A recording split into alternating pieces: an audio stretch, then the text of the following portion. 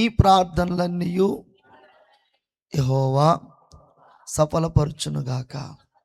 ఈ మాట మీద ఇలా చేసి, నా ప్రార్థనలన్నీ యెహోవా సఫలపరచునుగాక. ఆమేన్ చెప్దాం గట్టిగా. ఏదైతే మొర్ర పెడుతున్నామో, ప్రార్థన చేస్తున్నామో, ఒక అంశాన్ని పట్టుకొని మనం ప్రభు సన్నిధిలో మొరపెట్టడానికి సిద్ధపడ్డామో, ఖచ్చితంగా దేవుడు ఆ ప్రార్థన యొక్క జవాబును దేవుడు మన చేతులకి అందించేశాడు. ఆమేన్ చెప్తాం. విశ్వాసము ద్వారా మనము ఆ జవాబును పొందేసుకున్నాం. ఆ కార్యాన్ని మన కనులారా చూస్తున్నాం. కాబట్టి దేవుడు నిశ్చయంగా ఈ విషయాన్ని మన జీవితంలో జరిగించును గాక. కీర్తనాకారుడైన దావీదు గారు ఈ మాటలు మాట్లాడడానికి ఆయన అరణ్యంలో ఆ గొర్రెలను మేపుకుంటూ ఆయన కొనసాగుతున్న రోజుల్లో ఇంతటి జ్ఞానం, ఇంతటి తత్వజ్ఞానం, ఇంతటి అద్భుతమైన విధానం ఎలా అనుగ్రహించబడింది? ప్రార్థన గురించిన అంత విశ్లేషణ ఆయనకి ఎలా అనుగ్రహించబడింది? ప్రార్థన గురించిన ఆ విధానము ఏ విధంగా ఆయనకి ఇవ్వబడింది అని మనం పరిశీలన చేస్తే, దావీదు గారి యొక్క విధానాలు మనం గమనిస్తున్నప్పుడు చాలా అద్భుతంగా కనబడుతూ ఉంటాయి. ఎందుకంటే యెషయా కుమారులలో చివరి కుమారుడైన యెషయా గారి కుమారులందరికీ ఒక ఆధిక్యత ఉంటే, ఈయనకి ఎటువంటి ఆధిక్యతలు లేవు. వాళ్ళందరికీ ఒక మంచి హోదా ఉంటే, ఇతనికి ఏ హోదా లేదు. వాళ్ళందరూ కూడా రాజు యొక్క విధానాలలో కొనసాగుతూ ఉంటే, ఈయన మాత్రం ఒక గొర్రెల మందను పట్టుకొని అరణ్యంలో ఉదయాన్నే ఆ గొర్రెల మందను తోలుకొని అరణ్యంలోకి వెళ్ళిపోయి, అరణ్యంలో ఆ గొర్రెల మందను మేపుకుంటూ, ఆ గొర్రెల మంద చుట్టూ తిరుగుతూ, ఒక చోట కూర్చొని, నా అన్నగారులు అందరూ మంచి పొజిషన్లో ఉన్నారు, నా బతికేమి ఇలాగ అయిపోయింది, వాళ్ళందరూ మంచి జీవితాన్ని జీవిస్తూ ఉన్నారు, రాజభోజనాలు చేస్తున్నారు, వాళ్ళు మంచి పేరు సంపాదించుకుంటున్నారు, నా జీవితం ఇలాగ అయిపోయిందని ఏనాడు ఎప్పుడూ కూడా చింతించినట్లుగా దావీదు గారి జీవితంలో మనం చూడం. గట్టిగా దేవునికి మహిమ కలుగును గాక. హల్లెలూయా. దావీదు గారు అరణ్యంలో ఉన్నా సరే, ఆయన ఆ గొర్రెలను మేపుకుంటూ ఏం చేస్తూ ఉండేవాడంటే, వారి తల్లిగారు చెప్పేవారట, ఒరే నాన్న, మనం ఆరాధించే దేవుడు సామాన్యుడు కాదురా, మనం ఆరాధించే దేవుడు సామాన్యుడు కాదు.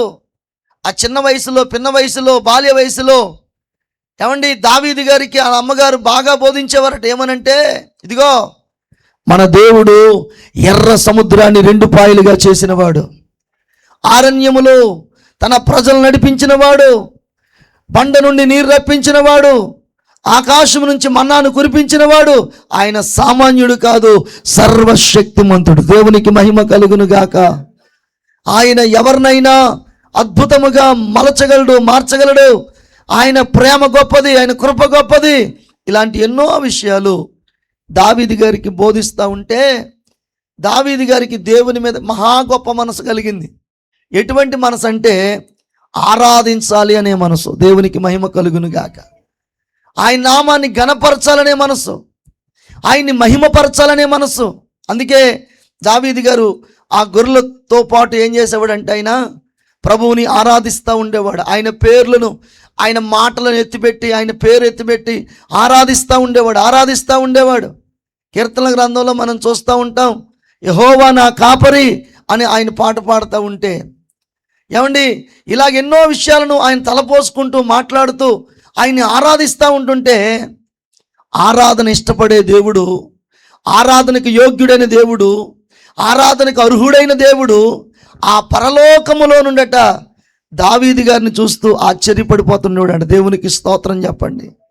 అరే, ఇశ్రాయేలులో ఇంత అద్భుతంగా ఆరాధించే, ఇంత మధుర వాయిద్యకారుడు ఎవరు లేరే, ఇంత అద్భుతంగా ఆరాధించే వ్యక్తి లేడే.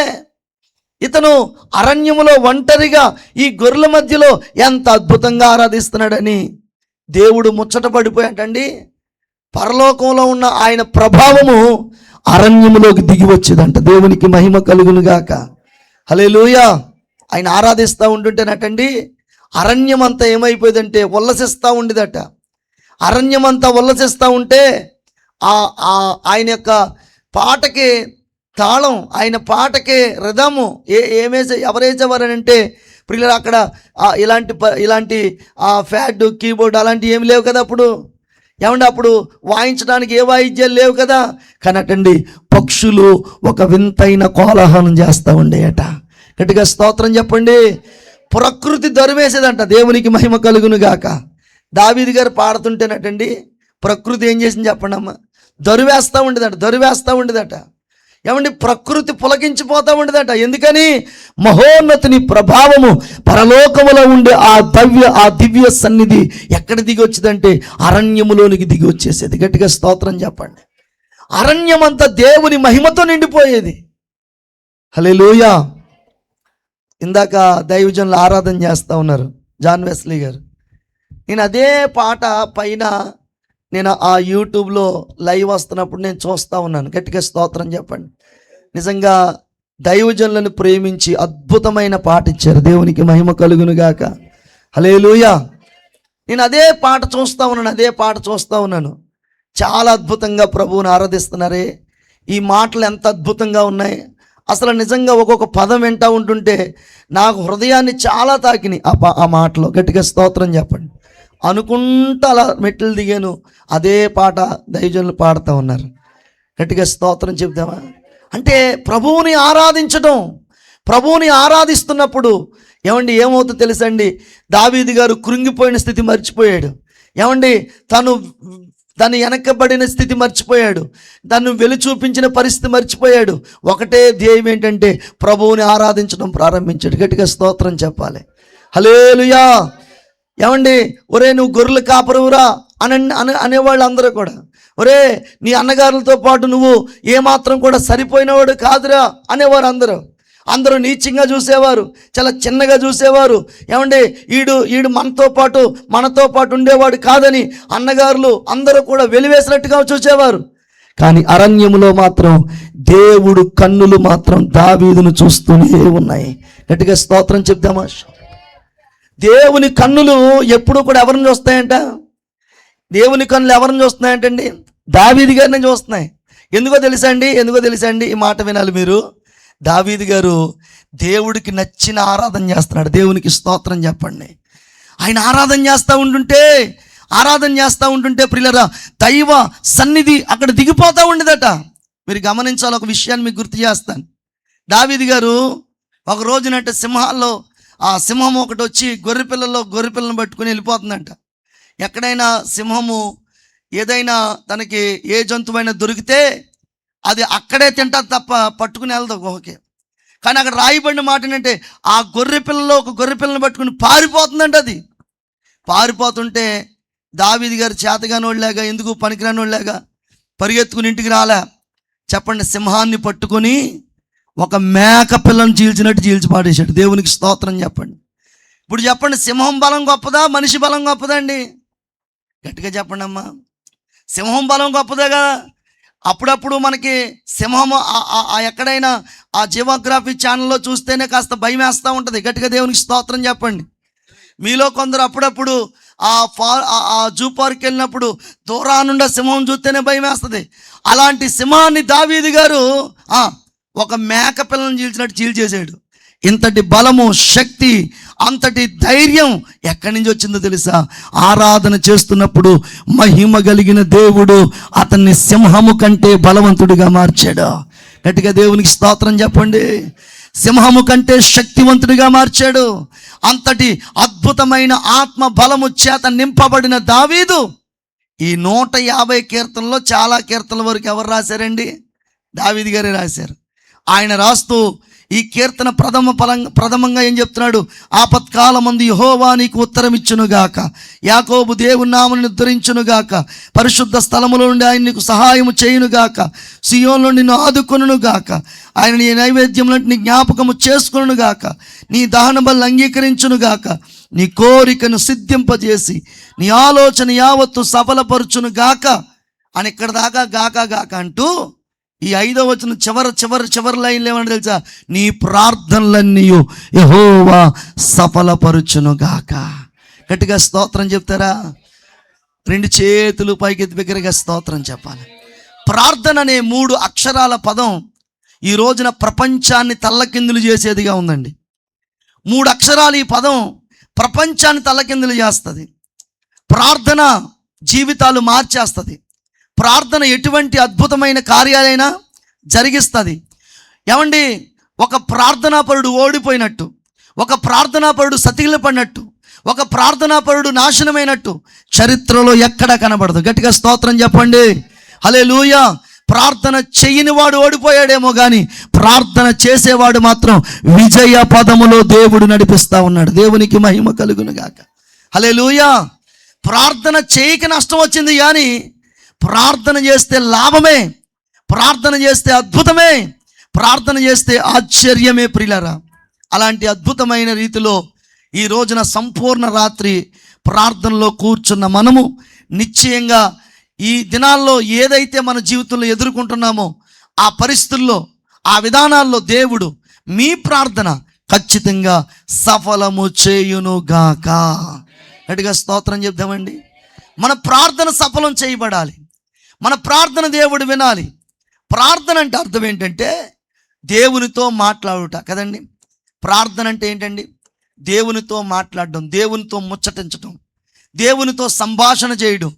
ఏమంటే దేవునితో మాట్లాడే ఆ ప్రార్థన జీవితం ఎలా ఉండాలో ప్రియులరా, ఈ పూట ఒక 3 సంగతులు మీ ముందు పెట్టి ఈ పూటకు నేను ముగిస్తాను. ప్రియులరా, దేవుని పరిశుద్ధ గ్రంథంలో నుండి యెషయా గ్రంథం 33వ అధ్యాయం 15వ వచనం చదువుకుందామండి.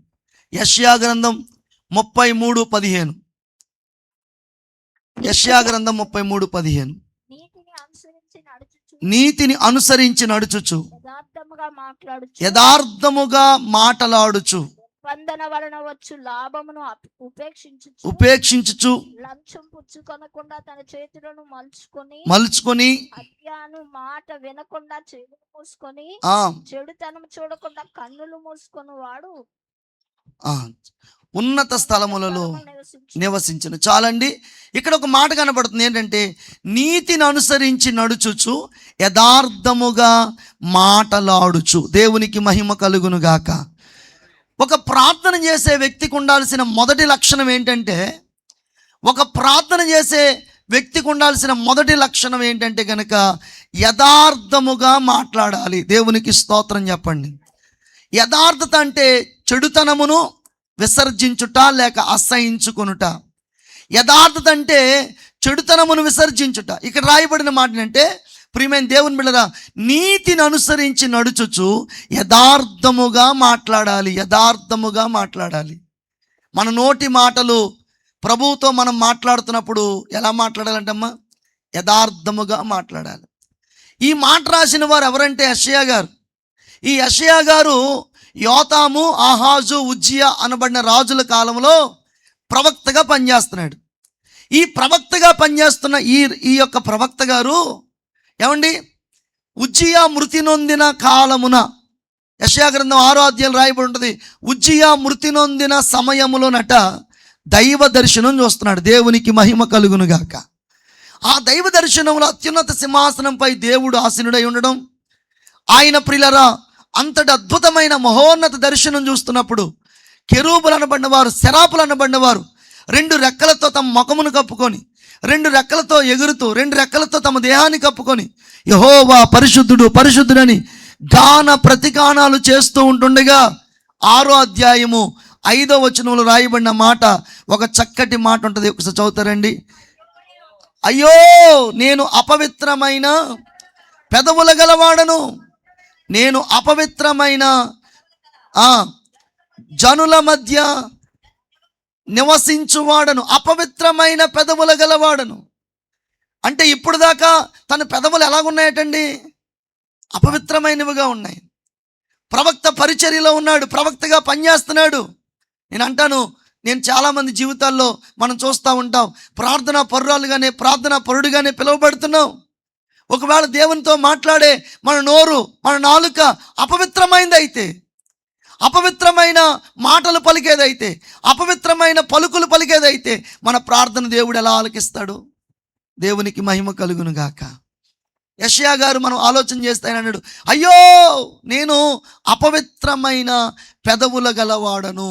అంటే నా మాటల్లో ఏమి లేదంటే పవిత్రత లేదు, నా మాటల్లో పవిత్రత లేదు.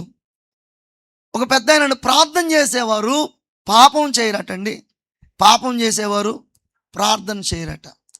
ఈయన ఏమంటారంటే ప్రియులారా, ఇక్కడ రాయబడిన మాట, దైవ దర్శనం చూడగానే అత్యున్నత సింహాసనంపై దేవదేవుణ్ణి చూడగానే ఆయన కలిగింది ఏంటంటే, ఇదిగో నేను అపవిత్రుడను అపవిత్రుడను అపవిత్రుడను, దేవునికి మహిమ కలుగును గాక. నేను చెప్తున్న మాట ఏంటంటే చాలా అద్భుతమైన మాట అండి. పూట మన ప్రార్థన దేవుడు సఫలం చేయాలంటే మొదటిగా మనకు ఉండాల్సిన లక్షణం ఏంటంటే, మన నోటి మాటలు ఎలా ఉన్నాయో మనం పరిశీలన చేసుకోవాలి. దేవునికి స్తోత్రం. అపవిత్రమైన మాటలుగా ఉన్నాయా?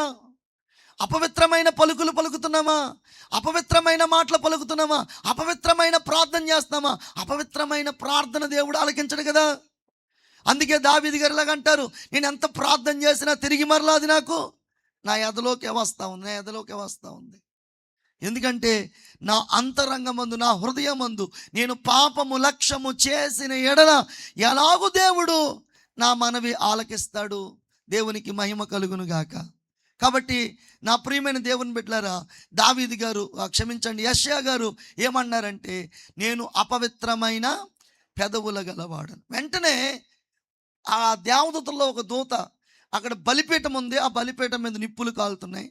ఒక నిప్పుని తీసుకొచ్చి పెదాలకి తగిలించగానే ఆ పెదవుల నుండి ఆ పొరల వంటివి రాలి పడిపోయిన తర్వాత ఇప్పుడు పవిత్రమైన పెదవులు గలవాడై ఏమన్నాడు తెలుసా అండి? 33:17 రాయబడిన మాట, నీతిని అనుసరించి నడుచుచు యథార్థముగా మాటలాడుచు. నా వైపు అందరూ చూడండి, ఈ మాటలు వినండి. ఒక నూతులో నుండి వస్తే తీపి నీరు రావాలి, లేకపోతే ఉప్పు నీరు రావాలి, అంతే కదండి. అయితే తీపి నీరు అంటే మంచినీళ్ళు, లేకపోతే ఉప్పు నీళ్ళు వస్తాయి. కానీ ఈ నూతు ఉందా, ఈ నుయ్య, ఏ నుయ్య? మన నోరు అనే నుయ్య ఉందే, ఈ నూతులోంచి ఏ నీరు కావాలితే ఆ నీరు వస్తుంది. గట్టిగా దేవునికి స్తోత్రం చెప్పండి. ఎక్కడైనా, ఎప్పుడైనా, ఎలాగైనా, ఏ సమయంలోనైనా ఎటువంటి నీరు కావాలితే అటువంటి నీరు. గట్టిగా స్తోత్రం చెప్పండి. పెద్దోళ్ళు అంటారు కదా, నరమలేని నాలుక అంటండి నానా రకాలుగా మాట్లాడుతుంది. చర్చిలో ఒక రకంగా మాట్లాడుతుంది, బయట ఒక రకంగా మాట్లాడుతుంది, ఏమండి బంధువుల దగ్గర ఒక రకంగా మాట్లాడుతుంది. ఎలా మాట్లాడుతున్నామో, ఏం మాట్లాడుతున్నామో అన్నీ కూడా మన అంతరంగానికి బాగా తెలుసు, మన మనస్సాక్షికి అంతకంటే బాగా తెలుసు. గట్టిగా దేవునికి మహిమ కలుగును గాక. హల్లెలూయా. మాట్లాడుతున్నప్పుడు అర్థం కాదు, ఇది ప్రార్థించే నోరేనా, దేవునితో మాట్లాడే నోరేనా, దేవుడితో సంభాషణ చేసే నోరేనా, ఇదిగో సంపూర్ణ రాత్రిలో మాట్లాడే నోరేనా అనే ఆలోచన, అవగాహన లేకుండా ఈ రోజున చాలామంది జీవితాల్లో చూస్తూ ఉంటే వారు ఎలాగైనా మాట్లాడతారు. అలా మాట్లాడే ప్రార్థనలు, అలా మాట్లాడే నోటి నుండి వచ్చే ప్రార్థనలు ఏమాత్రము కూడా ప్రభు అంగీకరించడు. దేవునికి మహిమ కలుగును గాక. గట్టిగా స్తోత్రం చెప్దామండి. కాబట్టి మన జీవితంలో ఒక సరైన ప్రార్థన మనం చేయగలగాలి. అదేంటి ఆ ప్రార్థన అంటే, ప్రియులారా, నీతిని అనుసరించి నడుచుచు యథార్థముగా ప్రభువుతో మాట్లాడాలి. యథార్థంగా మాట్లాడాలి. మనం నిజంగా యథార్థంగా మాట్లాడుతుంటే మనుషులకే అర్థం కాదు. యథార్థంగా మనం ప్రభుతో మాట్లాడుతుంటే మనుషులే గుర్తుపట్టలేనంత పరిస్థితి అయిపోద్ది. 1 సమూయేలు గ్రంథంలో మనం చూస్తే, శిలోహు దేవుని మందిరానికి వెళ్ళిన ఒక స్త్రీ ప్రార్థన చేస్తూ ఉంటారు. ఆవిడ మీకు బాగా పరిచయమైన వ్యక్తి. ఆవిడ పేరు ఏం పేరమ్మా? హన్న. ఆవిడ ఎలా ప్రార్థన చేస్తారో ఒక్కసారి ఈ మాటలు మనం చదువుదాం దయచేసి. మొదటి సమూయేలు గ్రంథంలో రాయబడిన చక్కటి మాటలు ప్రియులరా, చదువుదాం దయచేసి. 15వ వచనము చదువుదామండి. అది కాదు నా ఏలినవాడా, నేను మనోదుఖము గలదానై ఉన్నాను. నేను ద్రాక్షారసమునైనను మద్యమునైనను పానం చేయలేదు గాని నా ఆత్మను యెహోవా సన్నిధిని కుమ్మరించుకొనుచున్నాను. నీ సేవకురాలైన నన్ను పనికిమాలిన దానిగా ఎంచవద్దు. అత్యంతమైన కోప కారణమును బట్టి నేను బహుగా నిట్టూర్పులు విడుచుచు నాలో నేను దీన్ని చెప్పుకొనుచుంటున్నాను. దేవునికి మహిమ కలుగును గాక. ఏళ్ల తరబడి తన జీవితంలో మందిరానికి వచ్చింది, వెళ్తుంది, కానీ తన అవసరం తీరట్లేదు. తనకున్న బాధ ఏమీ ఉపశమనం కావట్లేదు. తన హృదయంలో చాలా బాధ ఉంది. ఏంటి ఆ బాధ అంటే, పిల్లలు లేరు, తనకి పిల్లలు లేరు. పిల్లలు లేకపోవడం చేత చాలా బాధించబడతా ఉంది, వేధించబడతా ఉంది. అయితే ఒక రోజున ఆవిడికి చాలా బాధ కలిగి భర్త గారి దగ్గరికి వెళ్ళి అడిగిందంట, అయ్యా నేను పిల్లలు లేని దాన్ని అయిపోయాను, ఏంటి నా పరిస్థితి అంటే భర్త గారు అన్నారంట, 10 మంది పిల్లల కంటే ఎక్కువైన వాడు నేను కానా అన్నాడంట. ఆ మాట ఏమి ఆమెకి ఏమాత్రం ఓదార్పు కానీ ఆదరణ కానీ కలిగించలేదు. మరి ఆమె ఏం చేసింది తెలుసా అండి? షిలోహు దేవుని మందిరంలోకి వెళ్ళిపోయి కన్నీళ్లు కారుతానే ఉన్నాయి, పెదాలు మాత్రం కదులుతున్నాయి కానీ మాట మాత్రం బయటికి రావట్లేదు. ఏమండి, మాట మాత్రం బయటికి రావట్లేదు, కన్నీళ్లు కారుతా ఉన్నాయి. ఆ పరిచర్యలో ఉన్న దైవజనుడని ఏలీ వచ్చి అంటాడు, అమ్మాయి ఏంటా ఏడుపేంటే, ఆ అనవసరమైన ఏడుపు, ఏం మద్యం తాగావా, ద్రాక్షరసం పుచ్చుకున్నావా, మందేమన్నా పుచ్చుకున్నావా ఏంటి, అలా మందు పుచ్చుకున్న వాళ్ళకి ఏడుతున్నావు అన్నట్టుగా మాట్లాడుతూ ఉంటే అప్పుడు ఆమె 3 రకాల అద్భుతమైన ప్రార్థనా పద్ధతులు చెప్తా ఉంది. గట్టిగా స్తోత్రం చెప్పాలి. హల్లెలూయా. ఈరోజు ఒక అద్భుతమైన పద్ధతి ఆవిడ చెప్తా ఉంది. ఏంటి ఆ పద్ధతి అంటే చూడండి, ఆయనతో యథార్థంగా మాట్లాడడం అంటే ఆమె చెప్తున్న ఒక పద్ధతి ఏంటంటే, ఒకటి ప్రియమైన వాళ్ళరా, నేను ద్రాక్షారసమునైనను, క్షమించండి 15వ వచనం, హన్న అది కాదు నా ఏలినవాడా, నేను మనోదుఃఖములు గలదానై ఉన్నాను. మనోదుఃఖము అనని అందరూ కూడా గట్టిగా, అంటే పైకి కనిపించే దుఃఖం కాదు, మనోదుఃఖం అంటే లోపల ఏడ్చే, లోపల కృంగిపోయే, లోపల నలిగిపోయే, లోపల దహించుకుపోయే, లోపల చుట్టూ అందరూ ఉంటారు కానీ ఒకళ్ళు అయిపోతారు. మనోదుఃఖం ఉన్నవాళ్ళు గట్టిగా స్తోత్రం చెప్పాలి. చుట్టూ ఉంటారు అందరూ కానీ వాళ్ళు సింగిల్ అయిపోతారు. వాళ్ళ ప్రపంచం వేరైపోద్ది, వాళ్ళ ఆలోచనలు వేరైపోతూ ఉంటాయి. గట్టిగా స్తోత్రం చెప్పాలి. అన్నం మీద ఉండదు వాళ్ళకి, నిద్ర మీద ఉండదు వాళ్ళకి, ఇక వాళ్ళకి వేరే వ్యాపకం అనేది ఉండదు. వాళ్ళ లోపల ఒక దుఃఖం అనేది సలుపుతూ ఉంటారు. హల్లెలూయా. ఇప్పుడు చూడండి, ఈమె మనోదుఃఖం అంటే పైకి కనబడతలేదు, లోపల మాత్రం ఆమె ఏడుస్తూ ఉంది. దేవునికి మహిమ కలుగును గాక. ఈరోజు మన ప్రార్థన ఆలకించే దేవుడు, మన ప్రార్థనకు ఆమోద ముద్ర వేసే దేవుడు పై రూపాన్ని చూసి ముద్ర వేయడు. నీ అంతరంగములో నీ భారభరితమైన హృదయాన్ని చూసి ఆయన ముద్ర వేస్తాడు. గట్టిగా స్తోత్రం చెప్పండి. హల్లెలూయా. నువ్వు పైకి ప్రార్థనా పరురాలుగా కనపడవలసిన అవసరం లేదు. అంతరంగములో నీ ప్రార్థన దేవుని సింహాసనాన్ని తాకేదిగా మారాలి. గట్టిగా దేవునికి స్తోత్రం చెప్పాలి. హల్లెలూయా. అంతరంగములో దేవుని సింహాసనాన్ని తాకాలి నీ ప్రార్థన.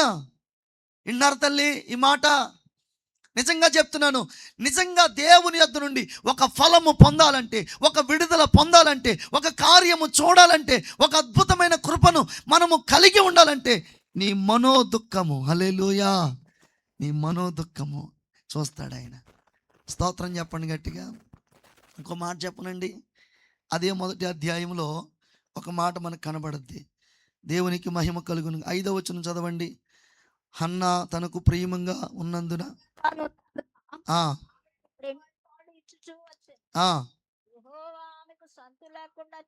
ఇప్పుడు ఎవరు చేశారంటండి ఈ పని?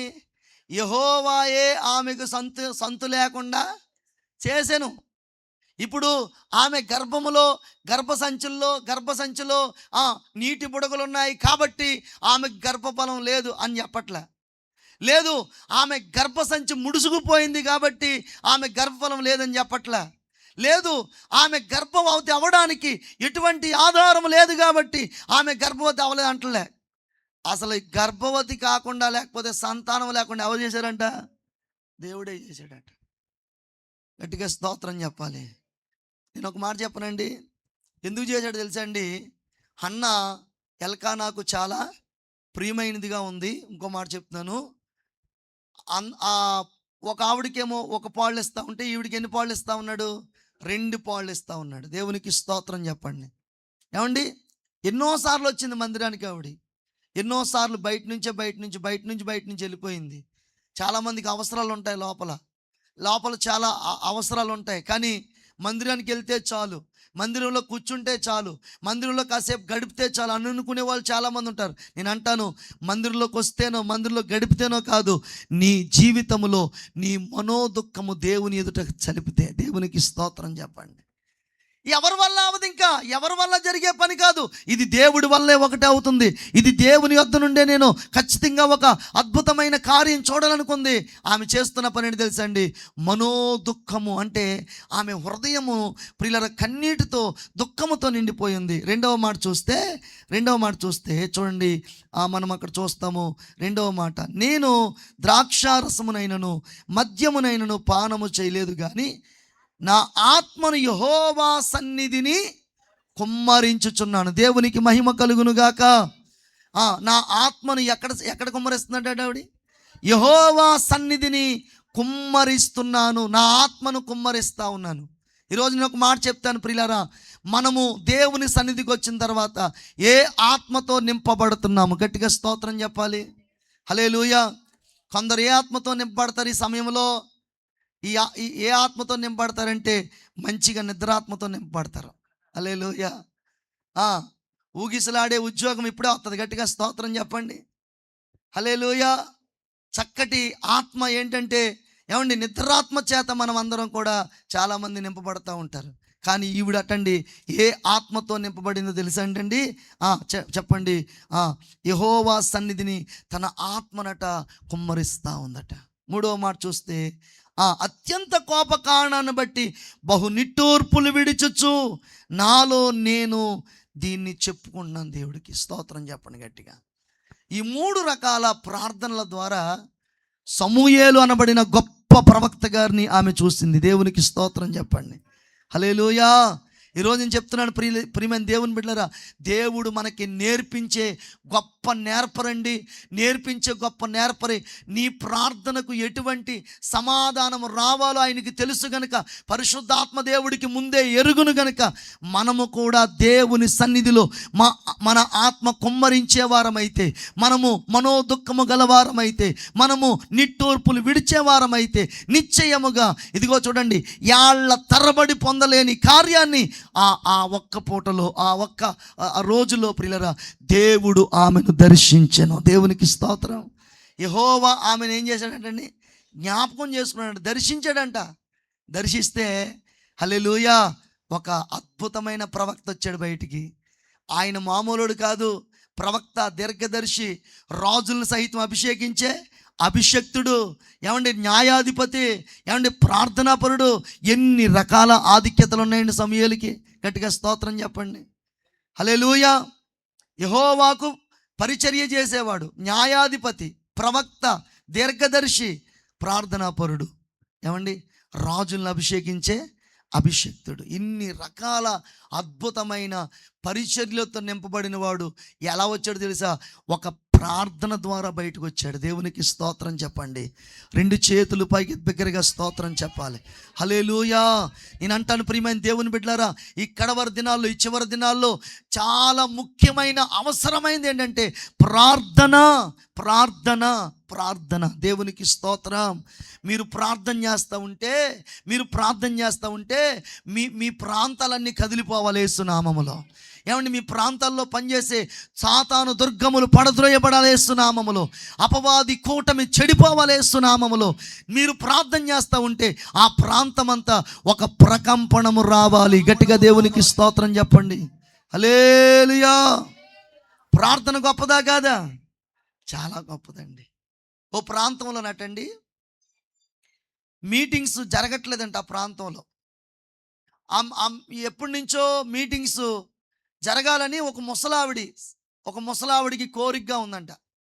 కోరికగా ఉండి ప్రతిరోజు సంఘంలోకి వచ్చి ప్రార్థన చేసేదంట. ప్రభువా, మా గ్రామంలో సువార్త సభలు ఏర్పాటు చేయాలి ప్రభువా, మా గ్రామంలో సువార్త సభలు ఏర్పాటు చేయాలి ప్రభువా, మా సంఘమేమో చిన్న సంఘం ప్రభువా, మా పరిచర్య చిన్న పరిచర్య ప్రభువా, మా పరిచర్య ద్వారా మేము ఏర్పాటు చేయలేకపోతున్నాం ప్రభువా, మీరే ఏదో ఒక రకంగా ఏర్పాటు చేయండి ప్రభు అని ఒక ముసలావిడి ప్రతిరోజు ప్రార్థన చేస్తూ ఉందట. ఆ గ్రామం కోసం ప్రార్థన చేస్తూ ఉంటే దేవుడు ఒక దైవజనుని దర్శించాడు. దేవునికి మహిమ కలుగును గాక.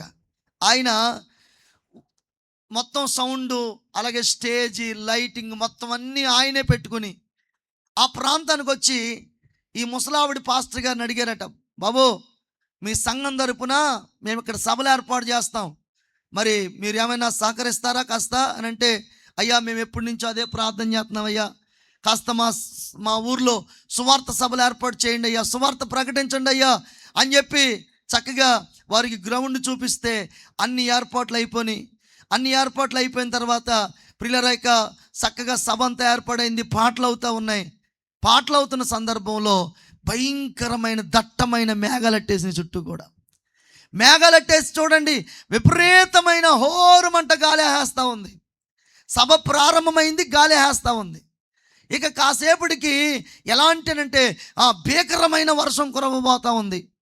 ఆ సమయంలో సభ ఏమైపోద్దండి, ఇక పూర్తిగా ఆగిపోద్ది కదా. ప్రియమైన వారలారా, ఆ దట్టమైన మేఘాలు గాలిని చూసి ఈ వెనకాల కూర్చుందంట, ఈ ఎదురు కూర్చుందంట ముసలావిడి. ఆ ముసలావిడి ఎప్పుడు వెళ్ళిపోయిందో మొత్తం మీద ఎక్కడికి వెళ్ళిపోయిందండి, ఇంటికి వెళ్ళిపోయి తలుపు వేసుకొని గోన్చంచి కింద వేసుకొని ఇక చేతులెత్తి మొర్ర పెడుతుందంట, ప్రభువా ఎట్టగెట్టగా ఒక దైవజుడు వచ్చి మా ఊర్లో మీటింగ్లు పెట్టాడయ్యా, ఏంటయ్యా ఈ పరిస్థితి, మా ఊర్లో సువార్త ప్రకటించబడాలయ్యా అని ఏడ్చుకుంటూ ప్రార్థన చేస్తుందంట. అలా ప్రార్థన చేస్తూ ఉండుంటే ప్రియమైన దేవుని బిడ్డలారా, ఏమండి సభకు మొత్తం అందరూ వచ్చేసారంట. మొత్తం ఊళ్ళో వాళ్ళందరూ కూడా మొత్తం సభకు వచ్చేసారంట. ఎందుకంటే ఆ ఊళ్ళో సువార్త సభలు జరిగి కొన్ని సంవత్సరాలు అయిపోయిందంట. గట్టిగా స్తోత్రం చెప్పండి. అలా మీటింగ్ పెట్టేవాళ్ళే లేరట. కాబట్టి అదేదో క్రొత్తగా వింతగా చాలా అద్భుతంగా ఉండి ఆ లైటింగ్ అన్ని పెట్టేవాడికి మొత్తం అందరూ వచ్చేసారట. ఇక వచ్చేటప్పటికి చూడండి సభ జరుగుతుంది, దైవజనులు వాక్యం చెప్తున్నారు. కానీ ప్రియులారా, వర్షము చాలా విపరీతంగా కురుస్తుంది. ఆ గ్రౌండ్లో చొక్క ఆడతలేదంట, కానీ గ్రౌండ్ చుట్టూ కురుతుందంట. దేవునికి మహిమ కలుగును గాక. ఎక్కడ కురుతుందమ్మా? గ్రౌండ్ చుట్టూ కురుతుందంట. కానీ ఎక్కడ కురవట్లేదు, గ్రౌండ్లో చొక్క ఆడతలేదు, కురుస్తానే ఉందంట వర్షం. దైవజనుడు వర్షాన్ని చూస్తున్నాడు, అద్భుతమైన వాక్యం అందించేశాడు. వాక్యం అయిపోయిన తర్వాత, ప్రభువా నువ్వు చేసిన గొప్ప కార్యాలను బట్టి వందనాలయ్యా, ఇంత అద్భుతం నువ్వు చేసావని కృతజ్ఞత ప్రార్థన చేస్తూ ఉండుంటే, ఈ మీటింగ్ కోసం ఒక ఆవిడ ప్రార్థన చేస్తుంది, నీకు చూపిస్తాను రా అని తీసుకెళ్తున్నాడు దేవుని స్తోత్రం చెప్పండి. ఎవరు ప్రభువా అంటే, రా చూపిస్తానంటే, అప్పుడు ప్రియులారా ఒక చిన్న తాటాకులు గుడిసె దగ్గరికి తీసుకెళ్ళాడంట ప్రభు. తీసుకెళ్తే ఆ గుడిసె ఏంటండి నీళ్లతో నింపబడిపోయిందట. ఆ ఇంట్లోకి నీళ్ళు వెళ్ళిపోయి అంట, వర్షపు నీళ్లు. అయితే ఆ వర్షపు నీటిలో గోన్చంచి తడిసిపోయింది మొత్తం పూర్తిగా.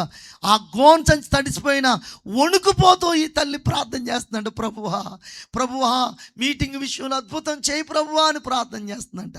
గట్టిగా స్తోత్రం చెప్పండి. దైవజనుడు అమ్మా అని పిలవగానే, అయ్యా మీటింగ్ అద్భుతంగా జరిగిందమ్మా, కానీ నీవు చేసిన ప్రార్థన ప్రాకారం వలె మీటింగ్ చుట్టూ ప్రాకారం వలె నిలబడి ఉంది, మీటింగ్లో ఒక్క చుక్క కూడా పడలేదమ్మా.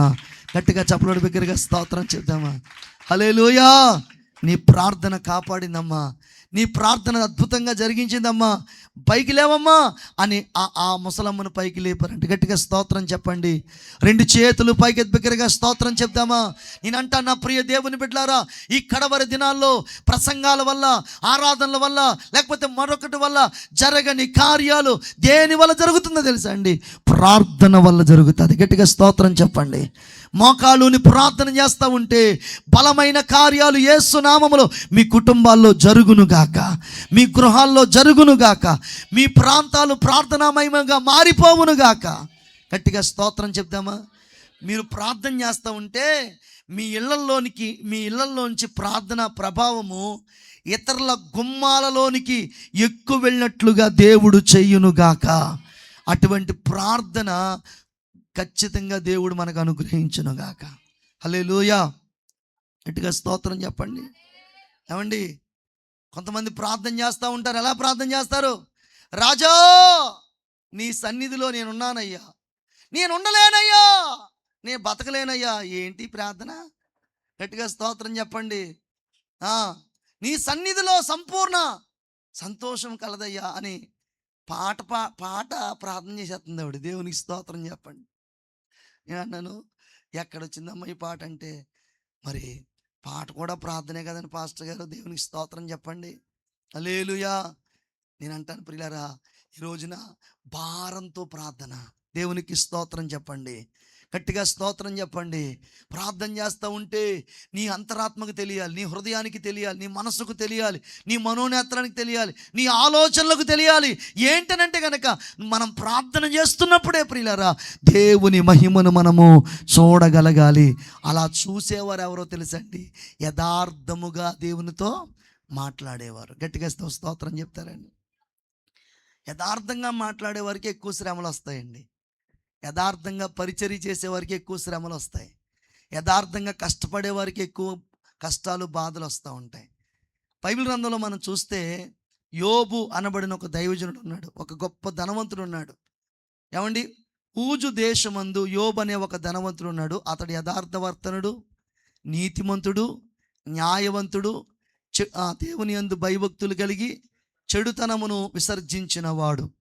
అంటే ఇంతటి అద్భుతమైన వ్యక్తి మరొకరు లేరు అన్నట్టుగా అద్భుతంగా సాక్ష్యం పొందినవాడు యోబు గారు. ఒక రోజునంటండి, దేవునికి మహిమ కలుగును గాక, దేవదూతలందరూ కలిసి ప్రభు ఎదుట నిలబడే సమయం ఆసన్నమైందట. అదే సమయంలో ఇంకొక దేవదూత కూడా నిలబడిందంట, వెలుగేసం వేసుకుని వెళ్ళి. ఎవరండి? అపవాది. అపవాది వెళ్ళి ఆ దూతల నిలబడితే, అపవాది ఎక్కడి నుంచి వస్తున్నావు నువ్వు అని అడిగాడంట ప్రభు. అడిగితే అందంట, భూమి మీద అటు అటు తిరుగుతా వస్తున్నానండి. అప్పుడు వెంటనే ప్రభువారు అన్నారంట, నా సేవకుడైన యోబు సంగతి ఆలోచించితివా అని అడిగాడట. దేవునికి స్తోత్రం చెప్పండి. అసలు అపవాదేమో భూమి మీద అటు తిరుగుతా వస్తున్నాను అనడానికి, దేవుడేమో యోబు గారిని జ్ఞాపకం చేయడానికి అసలు సంబంధం ఉందండి? గట్టిగా స్తోత్రం చెప్పండి. అసలు సంబంధం ఉందండి? ఇప్పుడు నువ్వు ఎక్కడి నుంచి వస్తున్నావు అంటే, భూమి మీద అటు తిరుగుతా వస్తున్నానంటే వెంటనే ప్రభువారు అన్నారు, నా సేవకుడైన యోబు సంగతి ఆలోచించితివా? అతడు ఎవరు? యథార్థవర్తనుడు, నీతిమంతుడు, న్యాయవంతుడు. అతడు యెహోవా యందు భయభక్తులు కలిగి చెడుతనమును విసర్జించిన వాడని దేవుడే యోబు గారి కోసం ఎవరి దగ్గర సాక్ష్యం చెప్తున్నారు? అపవాది. ఆ అపవాదికి సాక్ష్యం చెప్తాడే ఉంటాడండి? గట్టిగా స్తోత్రం చెప్పాలి. ఇక చూసుకోండి ప్రియులారా, అటు తిరుగుతా వస్తున్నాడు కదండి. ఏమండి, అటు తిరుగుతాం అంటే అర్థం ఏంటంటే, భూమి మీద నేను స్వేచ్ఛగా తిరుగుతున్నాను, యథాయేచ్ఛగా తిరుగుతున్నాను, నాకు అడ్డుపడేవాడు, ఆటంకం పడేవాడు, నన్ను బెదిరించేవాడు, అదిరించేవాడు, ఎదిరించేవాడు ఎవడు లేడు.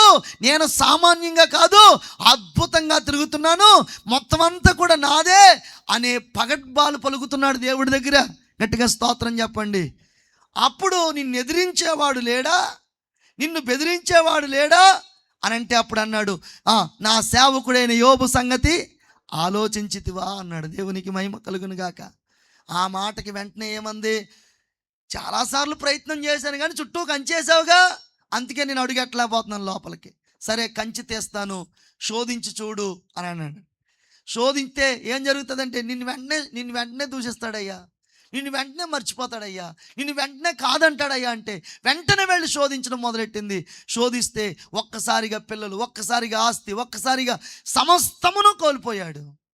సమస్తమును కోల్పోయిన యోబు గారు బూడిదలో కూర్చుని ఏమంటాడండి? యెహోవా ఇచ్చెను, యెహోవా తీసుకొనెను, యెహోవా నామమునకు స్తుతి కలుగును గాక. గట్టిగా స్తోత్రం చెప్పండి. దేవుడు అన్యాయం చేశాడన్న మాట కానీ, దేవుడు ఇంత పని చేశాడన్న మాట కానీ, దేవుడు ఇలాగుని చేశాడంట కానీ ఏ ఒక్క మాట కూడా మాట్లాడలేదు. గట్టిగా స్తోత్రం చెప్పండి. హల్లెలూయా. పాస్టర్ గారండి, ఈ మధ్యలో మా ఇంట్లో శోధనలు ఎక్కువైపోయినాయండి, బాధలు ఎక్కువైపోయినాయండి, దేవుడు ఏమన్నా మర్చిపోయి అంటాడు మమ్మల్ని అని అడిగే విశ్వాసులు లేకపోలేదు. గట్టిగా స్తోత్రం చెప్పండి. హల్లెలూయా. దేవుడు మర్చిపోయి ఉంటాడు, అందుకే ఇన్ని శ్రమలు వచ్చేస్తున్నాయి మనకి, లేకపోతే ఇది వరకు ఇలా ఉండేది కాదు అనే విశ్వాసులు కూడా లేకపోలేదు. గట్టిగా స్తోత్రం చెప్పండి. హల్లెలూయా. ఈ అమ్మ ప్రార్థనకు రావట్లేదు ఏంట్రా అని వెళ్ళి అడిగితే అంటది కదా ఆవిడ, ఇంకెక్కడ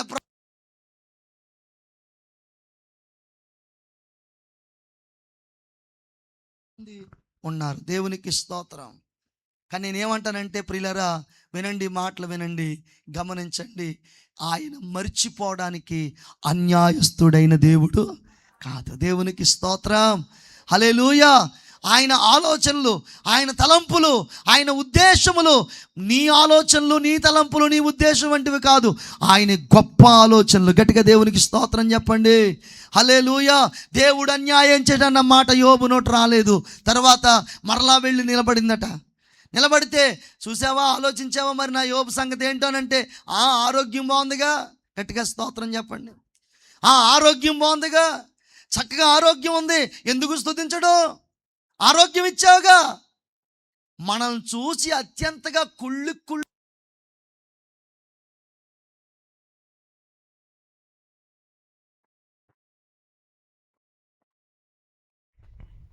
కుళ్ళిపోతాడు. హల్లెలూయా. గట్టిగా నవ్వామనుకోండి, ఆడికి ఏమొచ్చేది చెప్పండి? భయంకరమైన బాధ వచ్చేస్తుంది. దేవునికి స్తోత్రం చెప్పండి. మీ కుటుంబం సంతోషంగా ఉందంటే, ఆనందంగా ఉందంటే, చక్కగా ఉందంటే, ఇక చూసుకోండి, వాడు మామూలుగా బాధపడ్డావు. ఈ లోపల ఎవరిలో ఒకరిలోకి వెళ్ళిపోతాడు, ప్రవేశించేస్తాడు. ఆడు ఏజెంట్లు, ఆడి క్యాండిడేట్లు చుట్టూ ఉంటాయి ఎప్పుడు కూడా. దేవునికి స్తోత్రం చెప్పండి, హల్లెలూయా. ఇప్పుడు చూడండి, మా చుట్టూ ఉంటారన్నమాట వాళ్ళు ఎప్పుడు కూడా. వాళ్ళు ఎప్పుడు చుట్టూనే ఉంటారు, అంతే.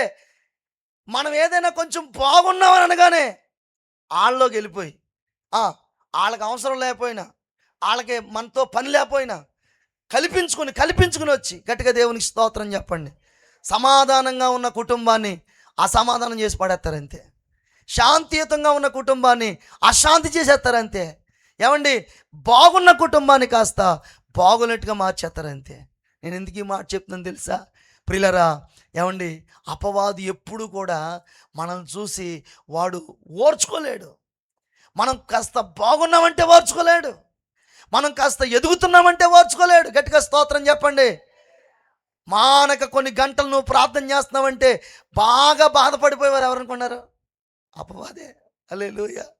ఆడు ఎప్పుడు నీ ప్రార్థన సమయాన్ని చెడపాలా, నిన్ను పాడు చేయాలని నిరంతర పరిశోధకుడిగా నిరంతర ప్రయత్నాలు చేస్తాడు నీ మీద.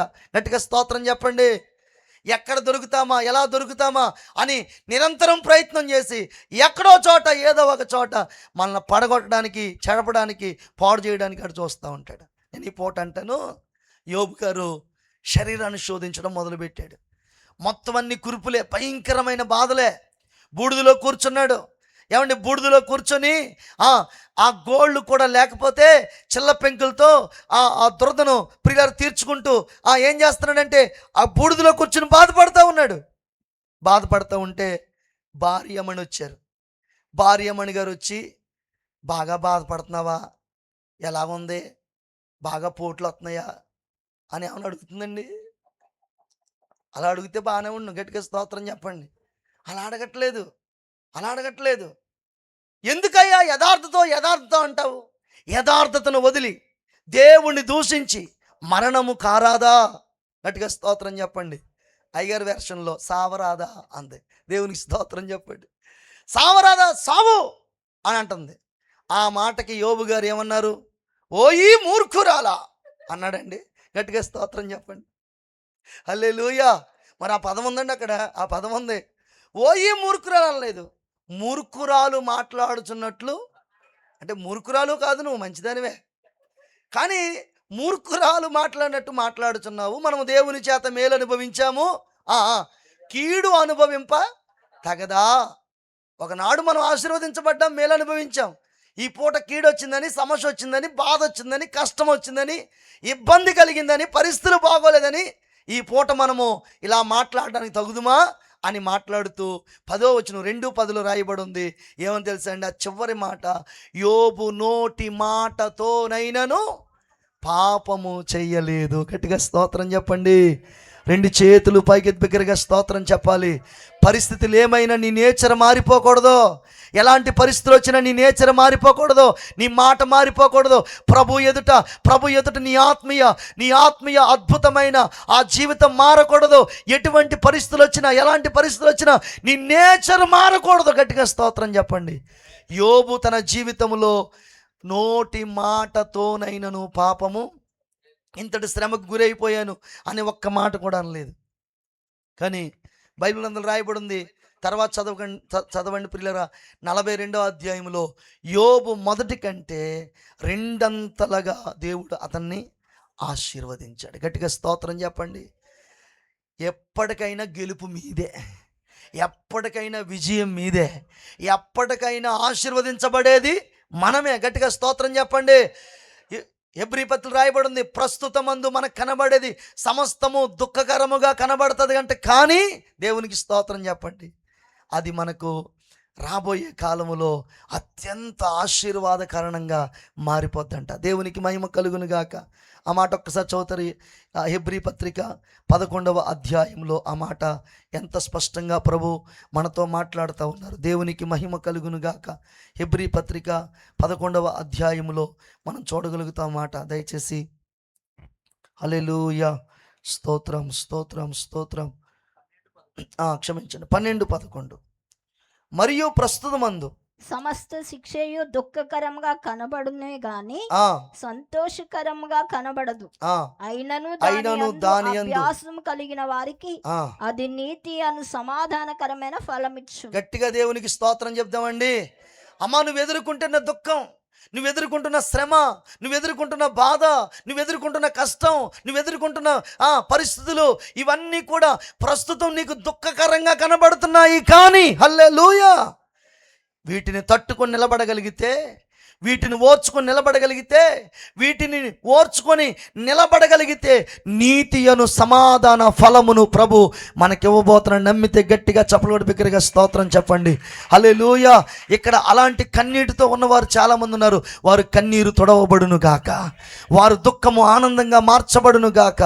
నిశ్చయంగా ఏదైతే మీరు ఓర్చుకున్నారు, ఏ శ్రమ అయితే అనుభవిస్తున్నారు, ఏ కష్టం అయితే అనుభవిస్తున్నారు, ఏ బాటలు అయితే ఇదిగో ఇప్పుడు నడుస్తున్నారు, నిశ్చయంగా అది ముళ్ళ బాట అయితే గనక నిశ్చయముగా ఒకనాడు సమాధానం అనేది మీ కుటుంబాన్ని ఖచ్చితంగా ఆయన కృపతో నింపునుగాక. హల్లెలూయా, స్తోత్రం చెప్పాలి గట్టిగా. ప్రియులరా, యోబు గారు నోటి మాటతో నేను ఏం చేయలేదటండి, పాపము చేయలేదట. దేవునికి మహిమ కలుగునుగాక. కాబట్టి నేను చెప్తున్న మాట ఏంటి కనుక, మనం ఎప్పుడు ఎక్కడ ప్రార్థన చేసినా మన మాటలు ఎలా ఉండాలండి, యథార్థంగా ఉండాలి. అంటే ఉన్నది ఉన్నట్టుగా మాట్లాడాలి. దేవునికి స్తోత్రం చెప్పండి. మనుషుల్ని మాయ చేయొచ్చు, కానీ దేవుడిని మాయ చేయగలమండి? దేవుడిని మాయ చేయగలమా? ఇప్పుడు ప్రార్థన చేస్తున్నప్పుడు లోపల ఒకటి పెట్టుకుని బయట ఒకటి మాట్లాడుతున్నాం అనుకోండి, దేవుడు అంగీకరిస్తాడా? హల్లెలూయా. మీ ఎదుటిన్న బైబిలు ఇలా తెరవబడితే అందులో ఉన్న ప్రతి సంగతి మనకు బాగా కనబడుతుంది. అలాగే నేను అంటాను, దేవుని ఎదుట మన హృదయం కూడా తెరవబడిన పుస్తకంలా ఉండాలి. ఆమేన్ చెప్తాం గట్టిగా. తెరవబడిన పుస్తకంలా ఉండాలి. మన హృదయంలో ఉన్నదంతా కూడా ఎవరికి కనబడాలండి? ప్రభువు కనబడాలి, యేసయ్య కనబడాలి సంపూర్ణంగా. దేవునికి మహిమ కలుగును గాక. కాబట్టి మొదటి విషయం ఏంటంటే ప్రియులరా, మనము దేవునితో ఎలా మాట్లాడాలండి? నీతిని అనుసరించి నడుచుచు యథార్థంగా మాట్లాడాలి. ఇలా యథార్థంగా మాట్లాడే విషయంలో శ్రమలు వచ్చినా, కష్టాలు వచ్చినా, బాధలు వచ్చినా, ఎటువంటి పరిస్థితులు వచ్చినా నీ యథార్థత అనే ఆ నేచర్ని మాత్రం ఏం చేసుకోకూడదు, వదులుకోకూడదు, పాడు చేసుకోకూడదు. గట్టిగా స్తోత్రం చెప్పండి. 2 చేతులు పైకి దగ్గరగా స్తోత్రం చెప్పండి. ఏమండి, ఆ విధానాన్ని పాడు చేసుకోకూడదు. దేవునికి నీకు మధ్య ఉన్న సంబంధాన్ని పాడవకూడదు. దేవుడికి నీకు మధ్య ఉన్న అనుబంధం పాడవకూడదు. ఆ విధానాలు పాడవకూడదు. అలా ఎప్పుడైతే మనం కాపాడుకుంటామో దేవుడు ఫలవంతమైన కార్యాలు ప్రభు జరిగిస్తాడు. దేవునికి మహిమ కలుగును గాక. హల్లెలూయా. కాబట్టి ఈ పూట నేను చెప్తున్న విషయం ఏంటంటే కనుక, మన యొక్క విధానాలు సంబంధం పోగొట్టుకోకూడదు. ఒక ఆవిడ ప్రార్థనకి వెళ్తుంది, వాళ్ళ భర్త గారు ఇంకా మారలేదు. ఒప్పించుకుంది, ఏమని? అయ్యా ప్రార్థనకి వెళ్తానయ్యా ఆదివారం, కాస్త నన్ను ఆ మందిరం కాడ దింపేసి వెళ్ళిపో. అలాగా మందిరంలో కూడా నువ్వు రావవసరం లేదు. హల్లెలూయా. అలా చెప్తేనే అంటారు. ఇలా దేవునికి స్తోత్రం చెప్పండి. నన్ను రమ్మంటదేమో, మళ్ళీ మొత్తానికి వెళ్ళనమని అంటాడు. అందుకే నువ్వు పని చేయ, ఆ గేట్ దగ్గర అలా దింపేసి చూడొద్దు, అలాగే వెళ్ళిపో. సరే, ప్రతి ఆదివారం అలా ఎక్కిచ్చేసుకుని వెళ్ళిపోతుంటే ఉంటారుగా కొంతమంది, అదిగో మనలో ఎవరు కూడా అలా ఎవరు తీసుకెళ్ళి దింపరు, నువ్వు వెళ్ళి దింపేస్తున్నావు, ఆవిడని ప్రార్థన పంపించేస్తున్నావు, అసలు నీకు జ్ఞానం ఉందా, బుద్ధి ఉందా, తెలివి ఉందా, అసలు ఏంట్రా ఈ పద్ధతే, నువ్వే తీసుకెళ్ళి దింపితే ఎంత పరువు నష్టం, అది నష్టం, ఇది నష్టం అని మిగతా వాళ్ళు ఉంటారు కదండి, వాళ్ళు మనోడి మీద ఎగిరి పడిపోతున్నారు. గట్టిగా స్తోత్రం చెప్పండి. ఇటు భార్యకి చెప్పలేకపోతున్నాడు, ఏమని, నువ్వు మానేయి ప్రార్థన అని. సరే, ఏం చేయాలని ఆలోచించడం మొదలెట్టాడంట. ఆలోచించగా ఆ బుర్రకి ఒక ఐడియా తట్టింది. ఏంటి ఐడియా అంటే, ప్రియమైన దేవుని బిడ్డలారా, ఏమైనా సరే మా ఆవిడ్ని ప్రార్థన మాన్పించేయాలి అనే ఒక ఆలోచన హృదయంలోకి వచ్చింది. ఏమండి, వాళ్ళది ఒక, మన చూడండి, ఒక మన గోదావరి ఎలా ఉందో అలా ఒక నది ఉందన్నమాట. ఒక నది ఉంది. వాళ్ళు అదే ఒక కాలువ, పెద్ద కాలువ అనమాట. కాలువ అవతలేమో ఏమండి ఆయన షాపు, కాలువ అవతలేమో ఇల్లు. ప్రతిరోజు ఆ కాలువ మించి వెళ్తాడు, కాలువ మించి వస్తాడు. ఇప్పుడు షాపు కట్టేశాడు, ఇంటికి వచ్చేస్తా ఆ షాపు తాళాలు ఏం చేయడంటే ఆ నదిలో పడేశాడు, ఆ కాలువలో పడేసి ఇంటికి వచ్చేసాడు. మామూలుగా ఇంటికి వచ్చిన వెంటనే భార్యమణి గారు చాలా స్పీడ్గా వెళ్ళి చక్కగా రాగానే బ్యాగ్ తీసుకుంటారు, ఆ షర్టు ప్యాంటు అవన్నీ తీసుకొని ఆయనకి కావాల్సినవి ఇచ్చి అన్నీ కూడా సపర్యాలు చేసి భోజనం పెట్టి అన్నీ చేస్తూ ఉంటారు. అన్నీ చేసిందా రాత్రి ఆవిడ అయిపోయింది. తెల్లరి పొద్దున్న లెగ్గానే గట్టిగా స్తోత్రం చెప్పండి, పట్రా అన్నాడు. ఏంటయ్యి, మా బట్టలు ఎట్రా, బ్యాగ్ ఎట్రా, ఎన్నెట్రా అన్నాడు. అన్ని అట్టుకొచ్చి ఇచ్చేసింది. మరి తాళాలే అని అడిగాడు. దేవునికి స్తోత్రం చెప్పండి. మీరు రాత్రి నాకు తాళాలు ఇవ్వలేదండి. నన్ను ఎందుకేమన్నా ఇన్ని ఇచ్చినా ఇవ్వనా, నువ్వు మర్చిపోయావు, ఎక్కడ పెట్టేశావు నువ్వు. ఇదిగో ఇప్పుడే చెప్తున్నా, నేను తాళాలు పట్టుకొచ్చి నా దగ్గర పెడితే నువ్వు రేపు ఆదివారం ప్రార్థనకి వెళ్తావు, లేదా ప్రార్థన మానేయాలి అన్నాడంటే. ఇటు తాళాలకి ప్రార్థనకి పెట్టాడు లింకు. గట్టిగా స్తోత్రం చెప్పండి. తాళాలకి ప్రార్థనకి పెట్టాడు లింకు. నీవు తాళాలు తెచ్చిస్తేనే, ఎందుకంటే తాళాలు ఎక్కడ పడేయాడు మనోడికి బాగా తెలుసు కదా. గట్టిగా స్తోత్రం చెప్పండి. వత్త నదిలో పడేయాడు, కాళ్ళలో పడేయాడు, కాబట్టి తాళాలు దొరకవు. కాబట్టి ఇక ఆవిడికి ప్రార్థనకి వెళ్ళడానికి ఇక వీలు లేదు. అబ్బా గొప్ప ఆలోచనని లోపల సూపర్ రా నువ్వా అని మెచ్చేసుకుంటున్నాడు మనవాడు. దేవుని స్తోత్రం చెప్పండి. చక్కగా ఇయ్యాలో షాపు వెళ్ళకపోయినా పర్లేదు, షాపు తీయకపోయినా పర్లేదు, ఇక్కడ నుంచి నా భార్యని ప్రార్థనకి తీయాల్సిన అవసరం లేదు అని లోపల ఉప్పొంగిపోతున్నాడు. ఏమంటే ఉబ్బిపోతున్నాడు. దేవుని స్తోత్రం చెప్పండి. పాపమో ఈ తల్లిగారు ఏమో పాపమో, ఏంటయ్యా నాకు ఇవ్వలేదయ్యా అంటే, నర్మయ్ ఇచ్చాను నీకో చూడు అన్నాడు. వెళ్ళిపోయి బీరువాలో బట్టలన్నీ దించేసింది కిందకి. గట్టిగా స్తోత్రం చెప్పండి. అరమారలో ఉన్న వస్తువులన్నీ చూడండి, అప్పటికప్పుడు ఇల్లు అంతా ఏమైపోతుందండి, అల్లకల్లోలం అయిపోతుంది. మొత్తం చక్కగా చదువుకుంటారు కదా, మొత్తం అన్ని దించేస్తున్నారు. మొత్తం ఆ అరమరలో, ఈ బీరువాలో, ఆ బీరువాలో మొత్తం దించేసి మొత్తం అయిపోతూ ఉంటే 9:30 అవుతూ ఉంది. అప్పుడు అన్నాడంట, సరే కానీ నేను బజారుకి వెళ్ళి కూర తెస్తాను, కూర వండిన తర్వాత వెతికితే కానీ వంట చేసిన తర్వాత అని చెప్పేసి అన్నాడట. అని అంటే ఈవిడెళ్ళింది, ఆయన వెళ్ళాడు బజార్కి వెళ్తే ఈవిడ ఏడుపు, ప్రభువా రేపు ఆదివారం నుంచి ప్రార్థనకి వెళ్ళినప్పుడు అంటే నాయన, రేపు ఆదివారం నుంచి ప్రార్థనకి వెళ్ళి తాళాలు కావాలి నాయన, ఎక్కడ మర్చిపోయాడో, నేను మర్చిపోయానా చెప్పు నాయన అనో లోపల ప్రార్థన వెతుకుతాం. గట్టిగా స్తోత్రం చెప్పండి. ఈ లోపల బజార్కి వెళ్ళగానే ఏమండి చేపల మార్కెట్కి వెళ్ళాడు. దేవునికి స్తోత్రం చెప్పండి. ఆ చేపల మార్కెట్లో అన్ని చేపలు అయిపోయినాయి, కానీ ఒక చేప మాత్రం అంత పొడుగున బతికే ఉందంట. అది ఇంకా గట్టిగా స్తోత్రం చెప్పండి.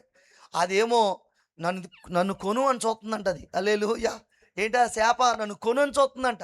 చూడగానే మనోడు వెళ్ళిపోయి బేరమాడితే ఆ రోజు ఎక్కువ రేటు చెప్పేవాడు, ఆ రోజు 100 రూపాయలు తక్కువకి ఇచ్చేయడంట. దేవునికి స్తోత్రం చెప్పండి.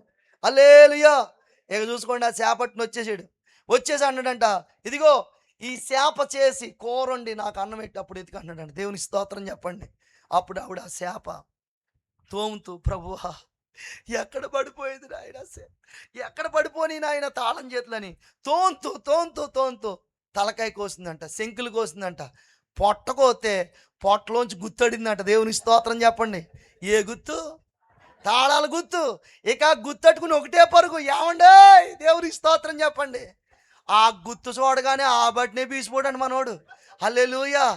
ఆ గుత్తు ఎక్కడది నీకు? చేప కడుపులో ఉందండే.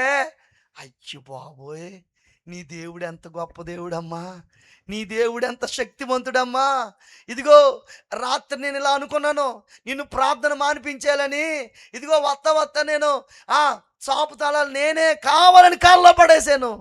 ఆ కాల్లో పడేస్తే ఎప్పుడో ఎవరో చెప్తే విన్నాను, యోనానట చేప మింగిందట. ఇగో ఈ తాళాల గుర్తు కోసం రాత్రే దేవుడు చేప రెడీ చేసేసాడు నీ కోసం. గట్టిగా స్తోత్రం చెప్పండి. చేప రెడీ చేయడమే కాదు, తాళాలు మింగేలా చేశాడు. మింగేలా చేయడమే కాదు, ఆ చేప నన్నే కొనేలా చేశాడు. దేవునికి స్తోత్రం చెప్పండి. హల్లెలూయా. కాబట్టి రేపు ఆదివారం నుంచి నువ్వు ఒక్కదానివే కాదమ్మ, నేను కూడా వచ్చేస్తాను ప్రార్థనకి. గట్టిగా చప్పలు బిగ్గరగా స్తోత్రం చెప్పండి. హల్లెలూయా. నువ్వు ఒక్కదానివే కాదు, నేను కూడా వచ్చేస్తాను ప్రార్థనకి. మన ఇద్దరం కలిసి వెళ్ళిపోదాం. ఇంత గొప్ప దేవుడు ఎక్కడా లేడమ్మ. గట్టిగా స్తోత్రం చెప్పండి. హల్లెలూయా. ఇంత మంచి దేవుడు ఎక్కడా లేడు. హల్లెలూయా. హల్లెలూయా. నీ పాపం పోవాలంటే యేసుని నమ్మాలి. నీకు రక్షణ కావాలంటే ప్రభు యేసుని నమ్మాలి.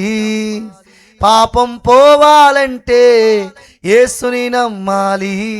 నీకు రక్షణ కావాలంటే ప్రభు యేసుని నమ్మాలి. నమ్మితే రక్షణ, లేకపోతే శిక్ష. నమ్మితే రక్షణ, లేకపోతే శిక్ష. నీ పాపం పోవాలంటే యేసుని నమ్మాలి. నీకు రక్షణ కావాలంటే యేసుని నమ్మాలి.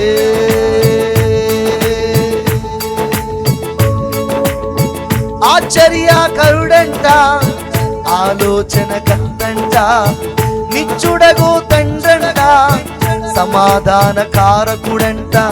ఆశ్చర్యకరుడంట, ఆలోచన కర్తంట, నిచ్చుడగు తండ్రంట, సమాధాన కారకుడంట. ఇంత గొప్ప దేవుడు ఎక్కడా లేడమ్మో. ఇంత మంచి దేవుడు ఎక్కడా లేడమ్మో. ఇంత గొప్ప దేవుడు ఎక్కడా లేడమ్మో. ఇంత మంచి దేవుడు ఎక్కడా లేడమ్మో.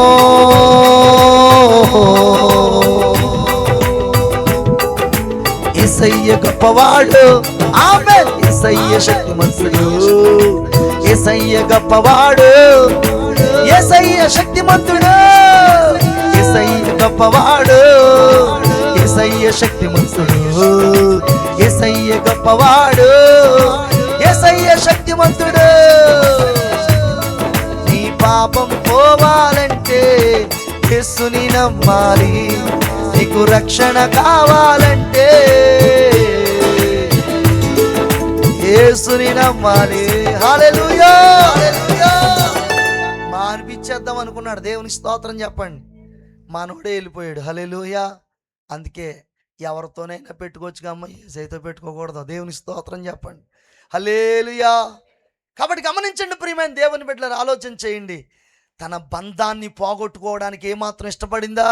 గట్టిగా స్తోత్రం చెప్పండి అయ్యా. గట్టిగా స్తోత్రం చెప్పండి.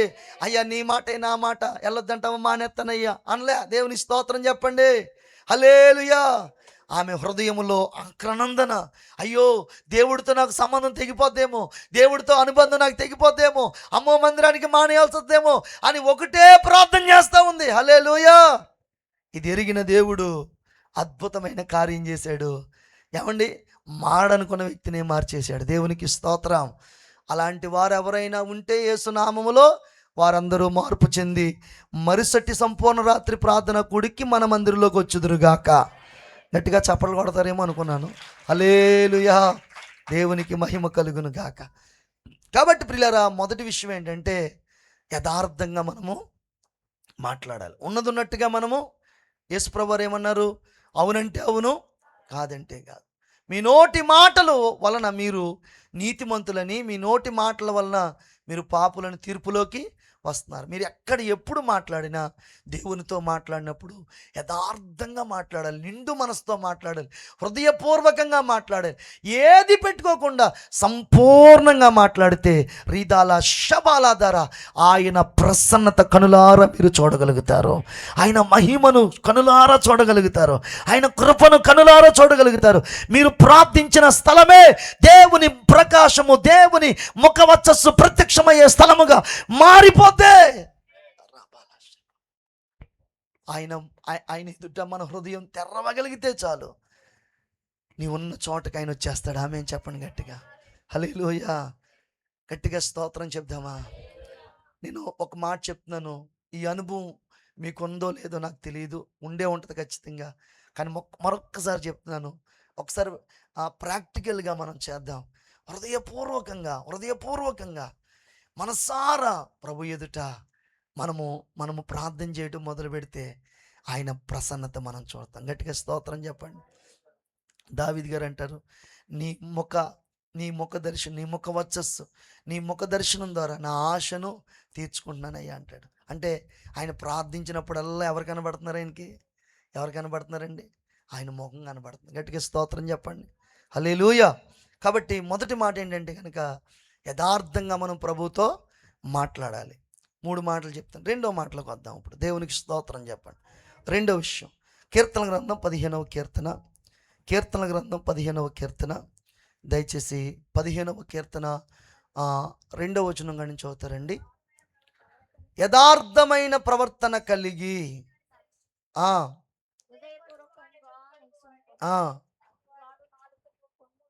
చూడండి, ఇక్కడ రాయబడిన మాట ఏంటంటే యథార్థముగా మాట్లాడుచు. మొదటిగా దేవునితో మనం ప్రార్థన చేసినప్పుడు మనకు ఉండాల్సిన మొదటి లక్షణం ఏంటంటే యథార్థంగా ప్రభుతో మాట్లాడాలి. రెండవదిగా యథార్థమైన ప్రవర్తన కలిగిన వారంగా ఉండాలి. స్తోత్రం చెప్పండి.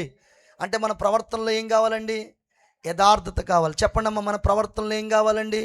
యథార్థత. గట్టిగా స్తోత్రం చెప్దామా?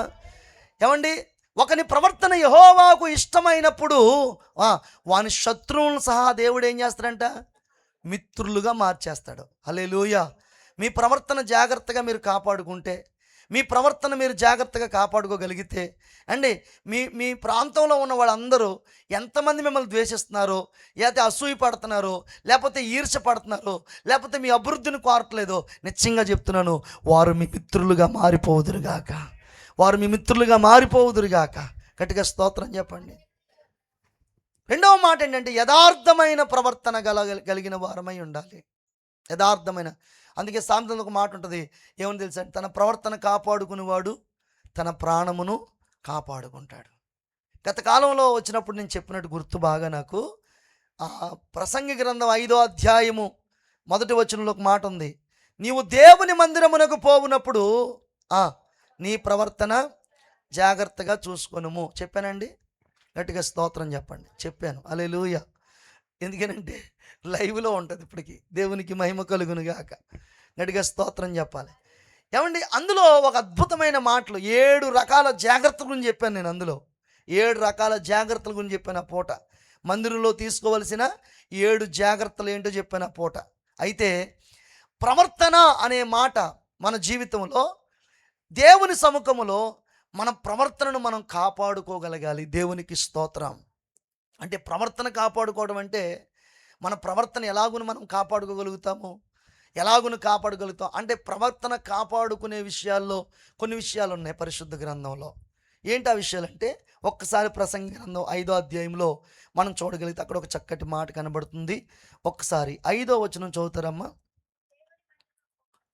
మొదటి వచనం, ప్రసంగి గ్రంథము 5వ అధ్యాయము 5వ వచనం, 3వ వచనం కానీ చదవండి. 3వ వచనం, విస్తారమైన పనిపాటలు వలన స్వప్నము పుట్టును. దేవునికి స్తోత్రం చెప్పండి.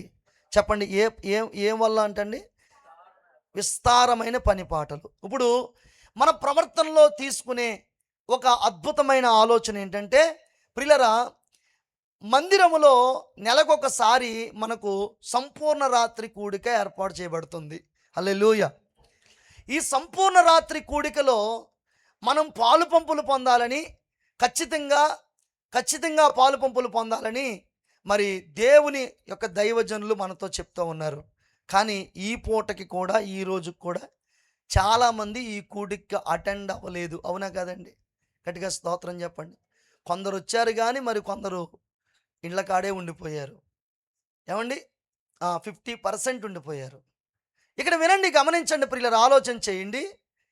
విస్తారమైన పనిపాటలు ఎప్పుడు వస్తాయండి? విస్తారమైన పనిపాటలు మీటింగ్లు అప్పుడే వచ్చేస్తాయి, మనకి ఉపవాస కోటాలు ఎట్టినప్పుడే వచ్చేస్తాయి, లేకపోతే సంపూర్ణ రాత్రి ప్రార్థన ఎట్టినప్పుడే వచ్చేస్తాయి. దేవునికి స్తోత్రం.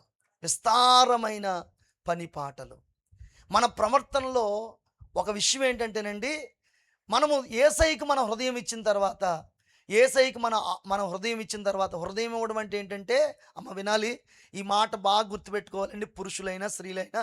హృదయం ఇవ్వడం అంటే ఏమండి, ఏ విషయంలోనైనా యేసయ్యకు మాత్రమే ప్రాధాన్యత ఇవ్వాలి. దేవునికి స్తోత్రం.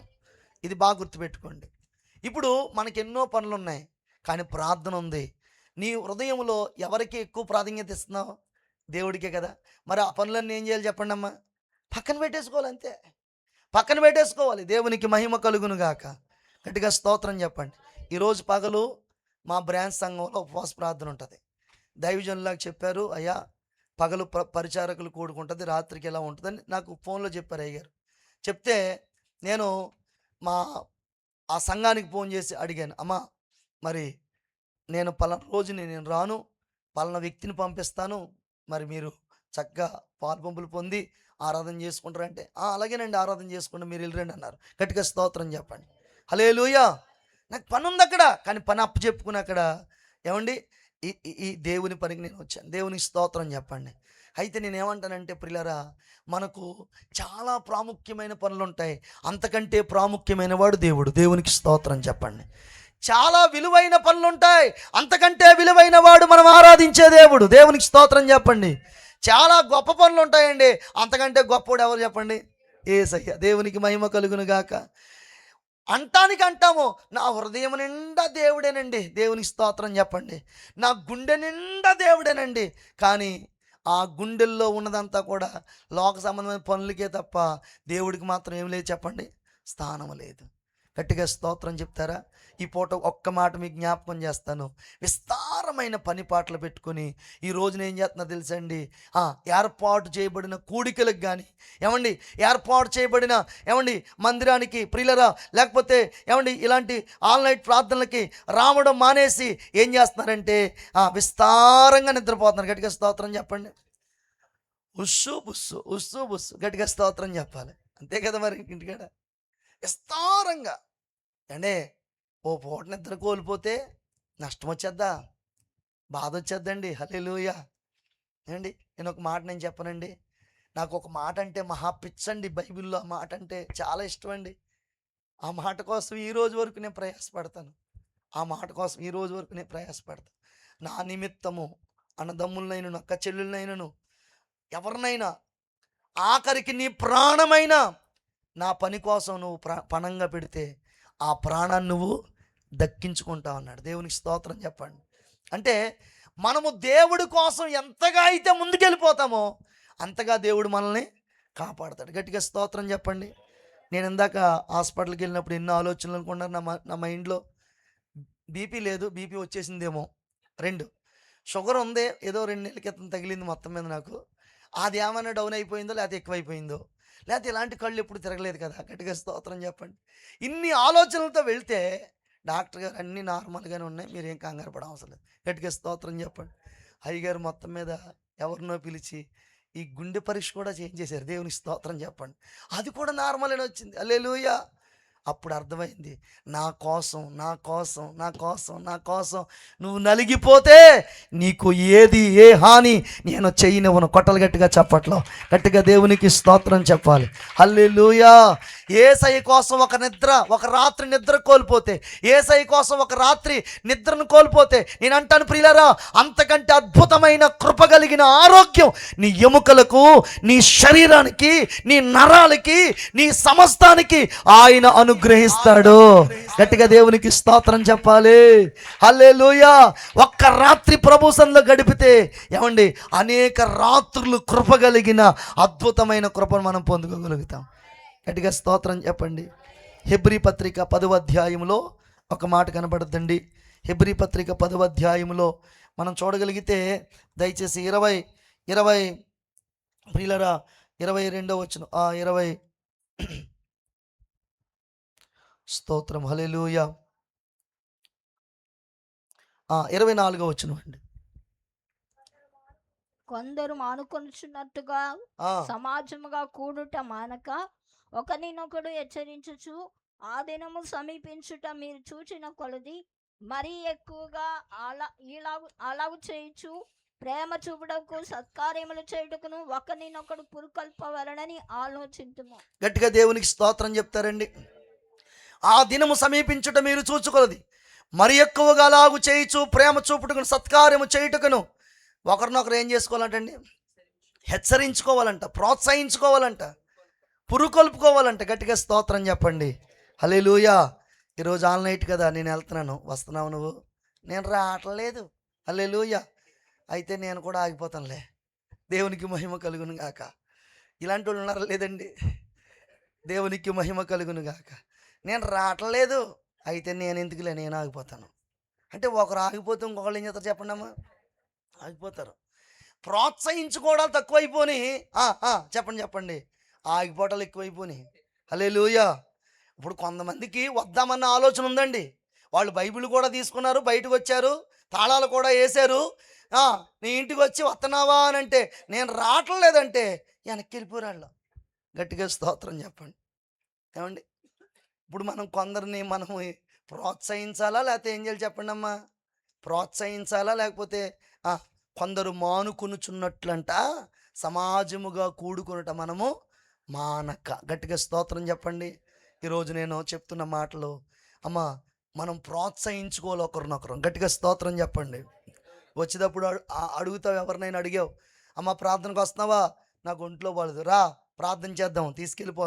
ఆ మందిరానికి ప్రార్థన చేస్తే దేవుడు ఈ రాత్రి నిన్ను బాగు చేస్తాడో. గట్టిగా స్తోత్రం చెప్పండి. నీ జరంగరం ఎగిరిపోద్దురా అని ప్రోత్సహించి తీసుకొచ్చేసి మందిరంలో పెట్టేయాలంతే. దేవునికి స్తోత్రం చెప్పండి. హల్లెలూయా. జ్వరమా, తలపోట, బలహీనత, ఉండిపోతావా? ఉండిపో అనే మాటలు ఉపయోగించకూడదు. గట్టిగా స్తోత్రం చెప్పండి. ఎవరినో తాకుతున్నట్టుకున్న ఈ మాటలు దేవునికి మహిమ కలుగును గాక. దేవునికి స్తోత్రం. ప్రభు మాట్లాడితే అంతకంటే ఇంకేముందండి? దేవునికి మహిమ కలుగును గాక. హల్లెలూయా. ఏమండి, ఈ రోజున చాలామంది జీవితాల్లో ఏండి, తలపోటు వస్తే ప్రార్థనకు రారు, జ్వరం వస్తే ప్రార్థన రారు, వర్షం వస్తే ముందే ఆగిపోతారు. దేవునికి స్తోత్రం చెప్పండి. వర్షం వస్తే ముందే అని అంటారు, ఆ దారి బాగోదు, అది బాగోదు, ఇది బాగోదు, కాబట్టి నేను పొరపాటును కూడా నేను రాను. గట్టిగా స్తోత్రం చెప్పండి. నేను ఆగిపోతానని చెప్పి ముందే ఆగిపోతారు. హల్లెలూయా. కాబట్టి ప్రియులారా, మనం ఏమొచ్చినా ఏం జరిగిపోయినా గట్టిగా స్తోత్రం చెప్పండి. ఏమండి, వర్షం వచ్చిందని డ్యూటీకి ఆగిపోయిన వాళ్ళు ఇప్పుడు ఎవ్వరూ లేరు. గట్టిగా స్తోత్రం చెప్పండి. ఏమండి, హైదరాబాద్ ప్రయాణం పెట్టుకున్నారు, ఏమండి ట్రైన్ వచ్చేస్తుంది, వర్షం వచ్చేస్తుంది, వర్షం వచ్చేస్తుంది కదా, హైదరాబాద్ రేపు పొద్దున వెళ్తారు అనుకునే వాళ్ళు ఎవరు ఉండరు. ఆ వర్షంలో తడిసిపోయి మునిగిపోయి ఏమైపోయినా సరే వెళ్ళిపోయి ట్రైన్ ఎక్కేసి వెళ్ళిపోతారు. గట్టిగా స్తోత్రం చెప్పండి. మరి ట్రైన్కి వెళ్ళిపోయేవాళ్ళు, డ్యూటీకి వెళ్ళిపోయేవాళ్ళు, పనికి వెళ్ళిపోయేవాళ్ళు, మరి ఇన్ని రకాలుగా వెళ్ళిపోతున్నప్పుడు మరి మందిరంలోకి వచ్చేవాళ్ళు ఏంటి అమ్మ పరిస్థితి? గట్టిగా స్తోత్రం చెప్పండి. అందుకే బైబిల్ గ్రంథంలో రాయబడి ఉంది, కొందరు మానుకొనుచున్నట్లు మనము మానుకొనకి ఏం చేయాలి చెప్పండి? ఒకరిని ఒకరు ఏం చేసుకోవాలి? పురుగొలుపుకోవాలి, హెచ్చరించుకోవాలి. గట్టిగా స్తోత్రం చెప్పండి. ఆ దినము సమీపించుకొలది. యేసయ్య వచ్చేస్తున్నాడు, ప్రభువు రాకడ వచ్చేస్తుంది, ఆ దినము సమీపిస్తూ ఉంది. మరి ఎక్కువగా కూడుకోమన్నాడు, మరి ఎక్కువగా ప్రార్థన చేయమన్నాడు అనే గొప్ప ఆలోచన కలిగిన వారమై మనం పరుగులు ఎత్తుకుంటే ఎక్కడ రావాలి చెప్పండి అమ్మా? మందిరానికి రావాలి. గట్టిగా స్తోత్రం చెప్పండి. హల్లెలూయా. ఎందుకంటే రాను రాను రాను రాను ఏమైపోతుందంటే ఆసక్తి తగ్గిపోతూ ఉంది. హల్లెలూయా. కానీ రాను రాను రాను రాను ఏం పెరగాలి చెప్పండి అమ్మా? ఆసక్తి పెరగాలి. దేవునికి స్తోత్రం. నా 2 చేతులు జోడించి చెప్తున్నాను, నిజంగా మీరు చాలా ధన్యులండి. ఆమె చెప్తాం గట్టిగా. ఎందుకంటే ఎంతమందిని దాటుకుని వచ్చారు మీరు. దేవునికి స్తోత్రం చెప్పండి. హల్లెలూయా. ఎంతమందిని దాటుకుని వచ్చారు. మీకు వచ్చేటప్పుడు మీకు ఎన్ని మాటలు ఎదురైనాయో. హల్లెలూయా. నువ్వు కూడా ఆగిపో అని అంటే ఆగిపోలేదు, నేను ఆగిపోను వెళ్ళిపోతానని వచ్చేసారు. దేవునికి స్తోత్రం. హల్లెలూయా. కాబట్టి దేవుడు మిమ్మల్ని దీవించును గాక. వినండి ప్రియులారా, గమనించండి. ఇక్కడ మనం ఆలోచన చేస్తే విస్తారమైన పని పాటలు పెట్టుకుంటారంట.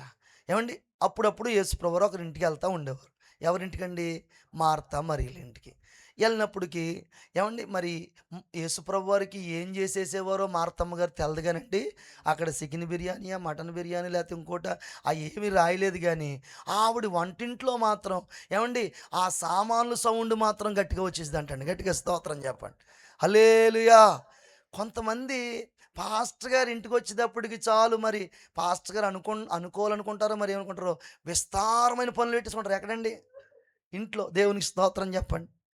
ఏమండి ఆవిడ చాలా సౌండ్ చేస్తా పనులు చేసుకుంటా ఉండుంటే యేసు ప్రభు వారి పాదాల దగ్గర ఏమో మరియ కూర్చుందంట. ఇప్పుడు పరిగెత్తుకుంటా వచ్చి యేసు ప్రభా, యేసు ప్రభా, ఏంటమ్మా చెప్పు, నీకు చింత లేదా? అయ్య బాబోయ్, చింతలన్నీ తీసేసేవాడికి చింత లేదా అంటుంది ఆవిడ. చింత లేదా? ఏమ్మా ఏంటి అంత తొందరపడుతున్నావు, ఏమేం చెప్పు అని అంటే, నేను ఒక్కదాన్ని అక్కడ కష్టపడుతున్నాను, మా చెల్లిని కూడా పంపించవచ్చు కదా అంటే, అప్పుడు యేసు ప్రభు అన్నాడు, మార్తా మార్తా, నీవు అనేకమైన పనులు పెట్టుకొని నువ్వు బాధపడుతున్నావు, కానీ కావాల్సింది ఒకటే, అదేంటంటే ఇదిగో ఉత్తమమైనది దేవుడు అనుగ్రహించింది, ఇదిగో మరియ పొందుకుంది, నా పాదాల దగ్గర గడపడం. గట్టిగా స్తోత్రం చెప్పండి, హల్లెలూయా. మరియ ఉత్తమమైనది ఏంటంటే యేసయ్య పాదాల దగ్గర గడపడం. దేవునికి స్తోత్రం చెప్పండి, బిగ్గరగా స్తోత్రం చెప్పాలి. ఏమండి అందుకే యేసు ప్రభు ఆ సమాధి గడికి వెళ్ళినప్పుడు కూడా ఏమండి ఎవరు బాగా తొందరపడ్డారంటే, ఎవరు తొందరపడ్డారండి? మార్తమ్మే, మరియ తొందరపడలేదు. గట్టిగా స్తోత్రం చెప్పండి. మరికి తెలుసు యేసు ప్రభు నా తమ్ముళ్ళు లేపుటకు వచ్చాడని. హల్లెలూయా. మార్త మాత్రం వద్దు ప్రభు, రాయి తీయొద్దు నాయన, వాసన చేతడు ప్రభు, కంపో చేతడు ప్రభు, ఎందుకు వచ్చింది ప్రభు? హల్లెలూయా. ఇలాంటి మాటలు పిల్లలు గమనించండి, ఆలోచన చేయండి. విస్తారమైన పనిపాట్ల వలన ఏముంటుందంటే చెప్పండి, విస్తారమైన పనిపాట్ల వల్ల స్వప్నం పుడుతుంది. ఆ స్వప్నాలు మంచిగా, దేవుని స్తోత్రం చెప్పండి. కాబట్టి విస్తారమైన పనిపాట్లు, నీ ప్రవర్తనలో ఒక మార్పు ఏంటంటే ఏమండి, ప్రసంగి గ్రంథంలో రాయబడిన మాట ప్రకారంగా విస్తారమైన పనులు పెట్టుకోకూడదు. ఇంకొక మాట చెప్తాను, చదవండి అమ్మ తల్లి, ఆ కింద నుంచి చదవండి, 5వ వచనం చదవండి. ప్రసంగి గ్రంథం 5:5. ప్రసంగి గ్రంథం 5:5. నీవు మ్రొక్కుకున్న దాన్ని చెల్లించుము అనందరు గట్టిగా, మ్రొక్కుకున్న దాన్ని చెల్లించుము. ప్రవర్తనలో రెండో విషయం ఏంటంటే మ్రొక్కుకున్న దాన్ని చెల్లించుము అంటే అర్థం ఏంటంటే దేవునికి ఇవ్వము. అందుకే 100వ కీర్తనలో ఒక మాట రాయబడి ఉంది. ఏమని రాయబడి ఉంది అంటే, ప్రియమైన దేవుని బిడ్డలారా, నీవు 100వ కీర్తనలో మనం చూస్తే అక్కడ రాయబడి ఉంది, దేవుని మందిరానికి వచ్చినప్పుడు లేకపోతే కృతజ్ఞత అర్పణలు చెల్లించుచు ఆయన గుమ్మములో ప్రవేశించండి. అలాగే దినవృత్తాంతముల 2వ గ్రంథము 31వ అధ్యాయము 10వ వచనంలో కూడా చక్కటి మాట ఉంటుంది. 31వ అధ్యాయం 10వ వచనంలో అక్కడ ఏమని రాయబడిందంటే, జనులు మందిరములోనికి కానుకలు తెచ్చిన నాటి నుండి మేము సమృద్ధిగా భోజనము చేసినను చాలా మిగిల్చున్నది, దేవునికి మహిమ కలుగును కాక. అందరూ తలల పైకెత్తిన వైపు చూడండి. దేవునికి మనము ఇచ్చుట అనండి అందరు గట్టిగా. మనం ఏం చేయాలని చెప్పండమ్మా? దేవునికి ఇచ్చుట. మందిరంలో ప్రవేశించగానే, మందిరంలోకి రాగానే కృతజ్ఞత అర్పణ, దశమ భాగము, ఇలాంటివి మనం ప్రభువుకి చెల్లించాలి. దేవునికి స్తోత్రం చెప్పండి. నేను ఎక్కడికి వెళ్ళినా ఈ మాట చెప్తాకి ఇష్టపడతాను, ఎందుకంటే నేను అనుభవపూర్వకంగా ఆ విషయాన్ని నేను పొందుకున్నాను. కాబట్టి అనుభవపూర్వకంగా పొందుకున్నాను. నేను ఎలా పొందుకున్నానంటే, దేవదాసయ్య గారు మా ఆత్మీయ తండ్రి గారు, దేవదాసయ్య గారి దగ్గర నేను ఉండేవాడిని. మా అయ్యగారు చిన్న పరిచర్య అప్పచెప్పారు నాకు. గొల్లల కోడేరని తాడేపల్లిగూడెం వెళ్ళే రోడ్లో ఉంటుంది. అక్కడ చిన్న మందిరం ఉంది. ఆ మందిరానికి నన్ను వెళ్ళమనేవారు. నేను అదే మొట్టమొదటిగా పరిచర్యకి వెళ్ళడం, సైకిల్కి డ్రమ్ము కట్టుకొని 9:30కే క్షమించండి 9 ఆ టయానికి మందిరం కాడికి వెళ్ళిపోయేవాడిని. ఎవరూ లేరు విశ్వాసులు ఆ మందిరంలో, కేవలం ముగ్గురు. ఓ పెద్దావిడి, 2 చిన్నపిల్లలు అనమాట. ఓ పెద్దావిడి, 2 చిన్నపిల్లలు. కాబట్టి నేను ఏం చేసేవాడిని అంటే, వెళ్ళిపోయి నేనే మొత్తం మందిరం అంతా తుడిచేసుకుని, సాపలు వేసుకుని, డ్రమ్ వేసుకుని, మోకాళ్ళ మీదకి వచ్చి, ఇక పాటలంటే నాకు మహా పిచ్చ. ఇక పాట మీద పాట 9:30 మొదలెట్టి 12 వరకు 100 పాటలు పాడేసేవాడిని. దేవుని స్తోత్రం చెప్పండి. పాడి అని ఉగురుతూ ఉండేవాడిని. అలా ఉగురితే 3 వచ్చేవారు. పెద్దావిడ, ఒక ఆవిడ, 2 పిల్లలు నా ముందుకు వచ్చి కూర్చొని వత్త మంచినీళ్ళ గ్లాస్ కూడా పట్టుకొచ్చేవారు కదా. నాకు కూర్చుని అనేవారు, పాస్టర్ గారు పాటలు ఆపేయండి అనేవారు. ఆపేసేవాడిని. ప్రసంగం చెప్పేయండి అనేవారు. దేవుని స్తోత్రం చెప్పండి. ఇలాగే మీరు ఎలా కూర్చున్నారో అలాగే ఉన్నారని కళ్ళు మూసుకొని ఏమనేవాడిని తెలుసండి, గట్టిగా అరుత్తా, కేకలేస్తా, ప్రసంగం చేస్తూ ఉంటే ఆవిడనేది ఏంటి గంటలు అరుతున్నారా, ఉన్నది 3 మా 2 పిల్లలు పారిపోయేలా ఉన్నారు, కుసులోగా చెప్పండి అనేది. గట్టిగా స్తోత్రం చెప్పండి. నాకేమో సిగ్గేసిపోయేది. ఎందుకని? ఆవిడేమో సీనియర్ విశ్వాసి, నేను జూనియర్ పాస్టర్ గారిని. గట్టిగా స్తోత్రం చెప్పండి. మరి జూనియర్ గారికి ఎలా ఉంటుందంటే, ఓ ఇంకా దంచేయాలనుకుంటాం కదా, గట్టిగా స్తోత్రం చెప్పండి. కాబట్టి ఆవిడ ఎందుకంటే అలా అరుతున్నారు అనేది నాకు సిగ్గైపోయి ఇక ప్రార్థన చేసేవాడిని. ప్రార్థన అయిపోయిన తర్వాత ఈ ముగ్గురు కూడా రూ. 3 అక్కడ ఓ రేకు డబ్బా ఉండదండి. ఆ రేకు డబ్బాలో టింగిమనిపించేవారు. దేవునికి స్తోత్రం. నేనేం చేసేవాడిని తెలుసండి? ఆ రూ. 3 తీసేసుకుని అప్పుడు దాకా అరిసేసి ఉండేవాడినేమో. ఆకలైపోయేది నాకు. ఆ ఎదురుగుండా ఉన్నది కాఫీ హోటల్. వెళ్ళిపోయి ఆ రోజుల్లో 100 గ్రాముల పకోడీ రూపాయన్నర. ఆ రూపాయన్నర అక్కడ ఇచ్చేసి పకోడీ తినేసి ఎక్కువ మంచినీళ్ళు తాగి శబాస్ రాధమరాజు నీలాగా ఎవడో సేవ చేయడు, నువ్వే బాగా చేస్తావు అని నాకు నేనే మెచ్చుకుని వెళ్ళిపోయేవాడిని ఇంటికి. దేవునికి స్తోత్రం చెప్పండి. వివాహమైన కొత్త మా పాస్టమ్ గారు కూడా ఏమొచ్చింది, ఏం జరిగింది, ఏం అడిగేది కాదు ఆవిడ. నేనేదో పెద్ద కష్టపడిపోయినట్టు ఎలాగానే భోజనం పెట్టేదాడు నాకు. దేవునికి స్తోత్రం చెప్పండి. ఇలా జరుగుతున్న వేళలో దాదాపుగా ఒక 6 మాసాలు 7 మాసాలు గడిచింది. పాస్టమ్ గారు కాస్త ప్రియులరా ఆవిడికి దేవుడు గర్భఫలం ఇచ్చారు. మా అత్తోరు 7 నెల ఎంతో వచ్చిందని చెప్పి తీసుకెళ్ళిపోయారు ఆవిడని. మా అమ్మ వాళ్ళు అన్నారు, నువ్వు అక్కడ ఏం చేస్తావు, అక్కడ వండుకోలేవు తినలేవు కదా, వచ్చేయి మా దగ్గరికి. అప్పుడు సెలవులో ఇచ్చారు మొత్తం మీద. వచ్చే అన్నారు, ఇంటికి వెళ్ళిపోయాను. రాయకుదురు నుంచి గొల్లకోడేరు 25 కిలోమీటర్లు. ఇది వరకు 5 కిలోమీటర్లు కాబట్టి రూపాయన్నర పకోడీ సరిపోయేది. ఇప్పుడు 25 కిలోమీటర్లు తొక్కాలి సైకిల్ తొక్కి అలా మూలనాడేసి ఇలా బలిపేట మూల కూర్చొని గొళ్ళుమని ఏడిచేస్తున్నాను. ప్రభువా ఇదేం సేవ నాయనా, రూపాయన్నర సేవ ఏంటి నాయన, బొత్తిగా రూపాయన్నర సేవ ఏంటి నాయన, నా పకోడీకి సరిపోతలేదు, నాకే సరిపోతలేదు. రేపు అబ్బాయో అమ్మాయి పుడితే ఆడికే పెట్టినా, నేనే తిన్నా. ఇదేదో సరిగ్గా సేవ లేదు నాయన, తప్పు అయిపోయింది, నన్ను క్షమించు నాయన, చిన్నోడు నాయన, చెప్పు నాయన అని ఓ చిన్నపిల్లడికి ఒక్కటినట్టు ఏడిచేస్తున్నాను. దేవునికి స్తోత్రం చెప్పండి. ఏడిచేస్తుంటే నాకు మెల్లని స్వరం వినపడుతుంది. ఏమని తెలుసా? నా కుమారుడా, ఎప్పుడైనా నీ బతికెట్టుకుని దశంభాగం ఇచ్చావా అన్నాడు దేవుడు. నేను అన్నాను, ప్రభువా నా పకోడీకే సరిపోతలేదు, నీకేమిస్తాను ప్రభు అంటే. ప్రభు అన్నాడు, నోర్వై ఈ రోజు నుంచి పకోడీ తిన్నావా, నీ మాట మరి తక్కదు. గట్టిగా స్తోత్రం చెప్పండి. ఆ రోజు నుంచి పకోడీ మానేయనక దేవుని స్తోత్రం చెప్పండి. ఆ రూపణను పట్టుకుని మా ఆత్మీయ తండ్రి దగ్గరికి వెళ్ళిపోయాను. మరి నాకు అప్పుడు దశంభాగం అంటే చెప్పేవారు, కానీ ఆ రూపణారు ఏమిస్తాంలే అనుకునేవాడిని. నేను దేవుని స్తోత్రం చెప్పండి. ఆ రూపణారు పట్టుకెళ్ళి అక్కడ మందిరంలో వేసేసి, మరి ఏమున్నాయి ప్రభు నా దగ్గర, ఇంకేమీ లేవు నాయన అని ఇంటికి వెళ్ళిపోతే మరుసటి ఆదివారం అండి, నాకంటే ముందు ఒక కొత్త ఆవిడ వచ్చి కూర్చుంది మందిరంలో. గట్టిగా స్తోత్రం చెప్పండి. అసలే విశ్వాసులు లేక మొహమాసిపోయినానేమో నేను. ఆవిడ్ని చూడగానే 1000 క్యాండిల్ పోలు వెలిగిపోయినట్టు వెళ్ళిపోతుంది నా మొఖం. గట్టిగా స్తోత్రం చెప్పండి. హల్లెలూయా. మొఖం వెలిగిపోతా లోపలికి వచ్చానండి. లోపలికి వచ్చిన తర్వాత వీళ్ళు ముగ్గురు వచ్చారు. పాటలు అయిపోయినాయి, ఆరాధన అయిపోయింది. వీళ్ళు ముగ్గురు 3 రూపాయలు టింగమని చాలా వెళ్ళిపోయారు. దేవునికి స్తోత్రం చెప్పండి. ఈవిడ వచ్చి నా ముందు నుంచుంది. పాస్టర్ గారండి, 6 నెలల నుంచి వద్దాం అనుకున్నానండి మందిరానిక. ఏం అడ్డడిపోతుందో నా కాళ్ళకి అర్థం అవ్వలేదా. ఈ ఆలోచనంటే నా మనసులో అనుకున్నాను, ఏం అడ్డడిపోతుంది, నా పకోడీ అడ్డడిపోయింది. అతను నువ్వు ఎప్పుడు వచ్చేదానివమ్మ, తప్పు నీదిగా, తప్పు నాదే, పొరపాటు నీదేమీ లేదు, నాదే పొరపాటు అని ప్రార్థన చేస్తేనండి 150 రూపాయలు కానుగట్టిందండి మొట్టమొదటిగా. గట్టిగా స్తోత్రం చెప్పండి. హల్లెలూయా. ప్రార్థన చేసి ఆవిడని పంపించేసి తలుపేసి డ్యాన్స్ చేశానండి కాసేపు. ఇక మామూలు డ్యాన్స్ కాదు. దేవునికి స్తోత్రం చెప్పండి. అయ్యి బాబోయ్, దశంభాగం ఇస్తే ఇంత గొప్ప ఫలం ఉందా. హల్లెలూయా. ఇక ఆ రోజు నుంచి ఈ రోజు వరకు దశంభాగం ఇవ్వటం మాత్రం మా అన్నమ్మ. హల్లెలూయా. అదే సంవత్సరంలో దశంభాగం ఇవ్వటం వల్ల జరిగిన మరొక అద్భుతం ఏంటంటే 75 మంది ఆత్మలను దేవుడు నాకు ఇచ్చాడండి. గట్టిగా చప్పలు దగ్గరగా స్తోత్రం చెప్దామా. హల్లెలూయా. అంటే దశంభాగం ఇవ్వటం, దాన్ని బట్టి నాకు ఆత్మల పంట దొరికింది. ఆమేన్ చెప్పండి గట్టిగా.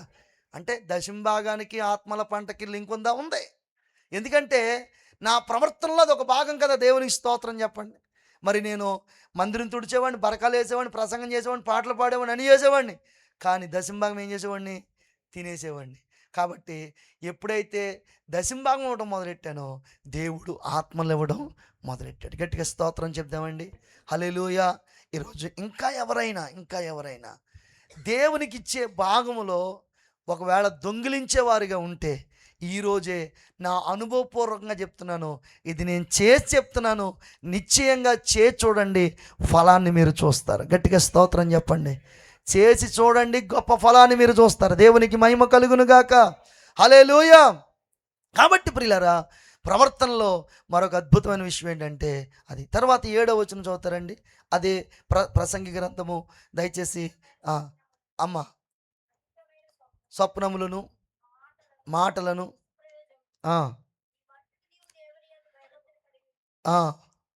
నీ మట్టుకు నీవు దేవుని యందు భయభక్తులు కలిగి ఉండము. దేవుని స్తోత్రం చెప్పండి. ఇప్పుడు ప్రవర్తన కాపాడుకోవడంలో, ప్రవర్తన సరిచేసుకోవడంలో ఉన్న 3వ అనుభవం ఏంటంటే ఈ విషయాల్లో మన మట్టుకు మనమే తీర్మానాలు చేసుకోవాలి. గట్టిగా స్తోత్రం చెప్పండి. అంటే నా వైపు అందరూ చూస్తారా, అక్క ఇప్పుడు దాకా దశంభాగం గురించి ప్రసంగం చేశారు కదా అయ్యగారు, ఏం చేద్దామంటావు అని ఒకళ్ళని అడగద్దు. దేవుని స్తోత్రం చెప్పండి. పక్కోళ్ళు పర్మిషన్ అవసరం లేదు. హల్లెలూయా. పక్కోళ్ళు పర్మిషన్ అవసరం లేదు, పక్కోళ్ళ యొక్క ఆలోచన అవసరం లేదు. నీ మట్టుకు నీవే ఏం చేసుకోవాలి తల్లి? తీర్మానం చేసుకోవాలి. ఈ తీర్మానం చేసుకోవాలి. ఆ తీర్మానం ప్రకారంగా నిలబడగలిగితే అది నీ ప్రవర్తన. గట్టిగా స్తోత్రం చెప్పండి. 2 చేతులు పైకెత్తి బిగ్గరగా స్తోత్రం చెప్దామా?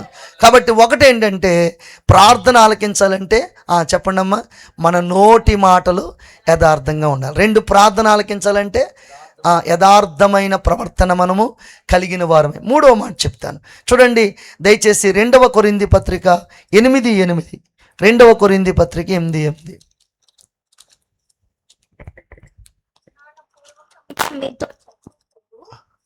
అమ్మా చదవండి. ఇతరుల జాగ్రత్తను మీకు చూపుడు చేత మీ ప్రేమ ఎంత యథార్థమైనదో పరీక్షింపవాలని చెప్పుచున్నాను.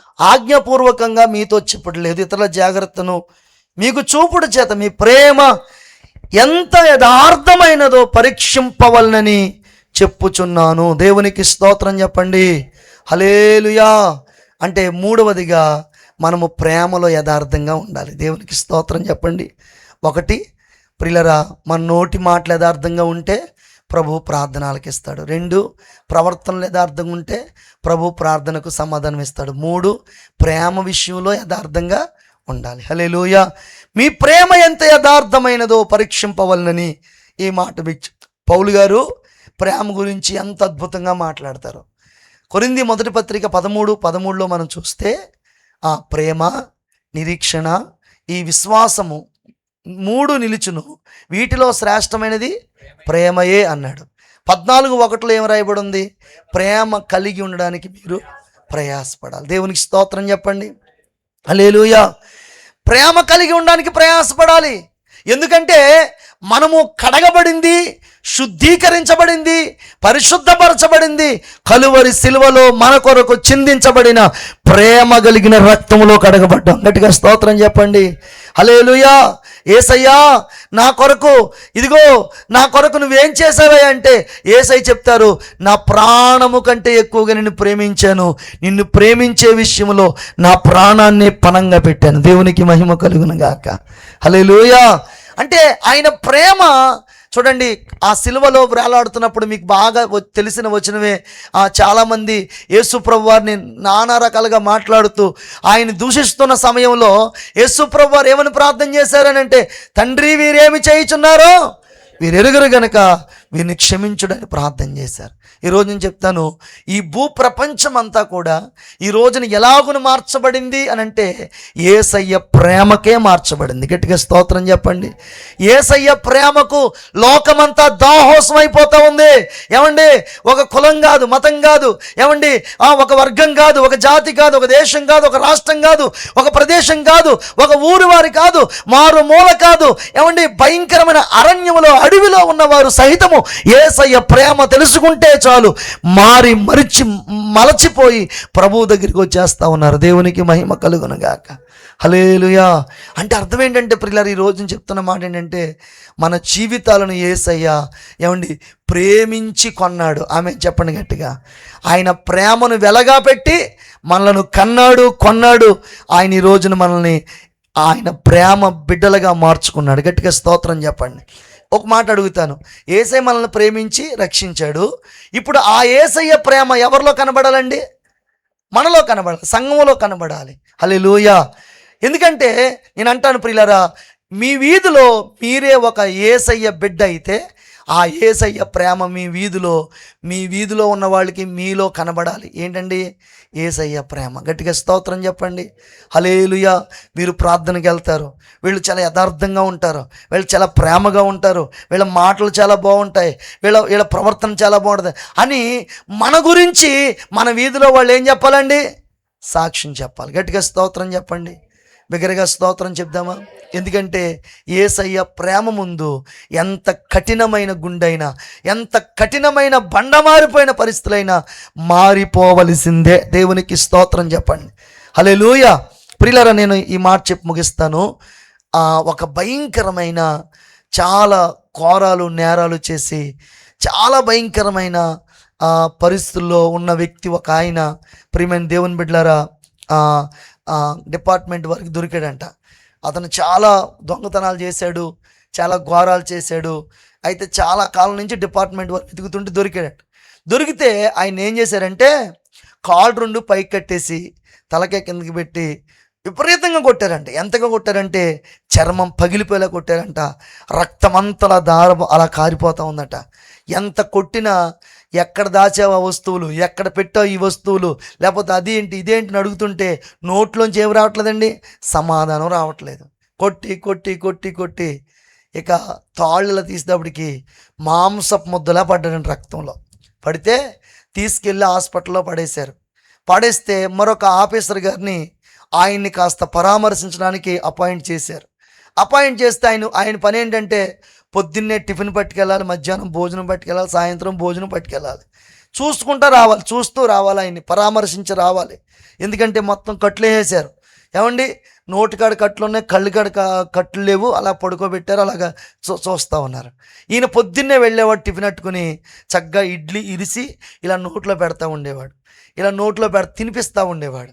రెండవదిగా అడిగేవాడు, ఎప్పుడు వెళ్ళినా, బాబు ఎలాగుంది, తగ్గిందా, కొంచెం బాగుందా అని అడిగేవాడు. అలా అడుగుతూ ఉన్నాడు. అలా 10 రోజులు 15 రోజులు అలాగే భోజనం తినిపించడం, అన్ని మాటలు చెప్పడం, అలా అడుగుతూ ఉంటుంటే కట్లిప్పారంట. ఒక రోజున కట్లిప్పేటప్పటికి ఆయన వచ్చి కూర్చున్నాడంట. ఈ దొంగలు వేసి కూర్చొని, ఏమండి, ఒక్కసారిగా ఆయన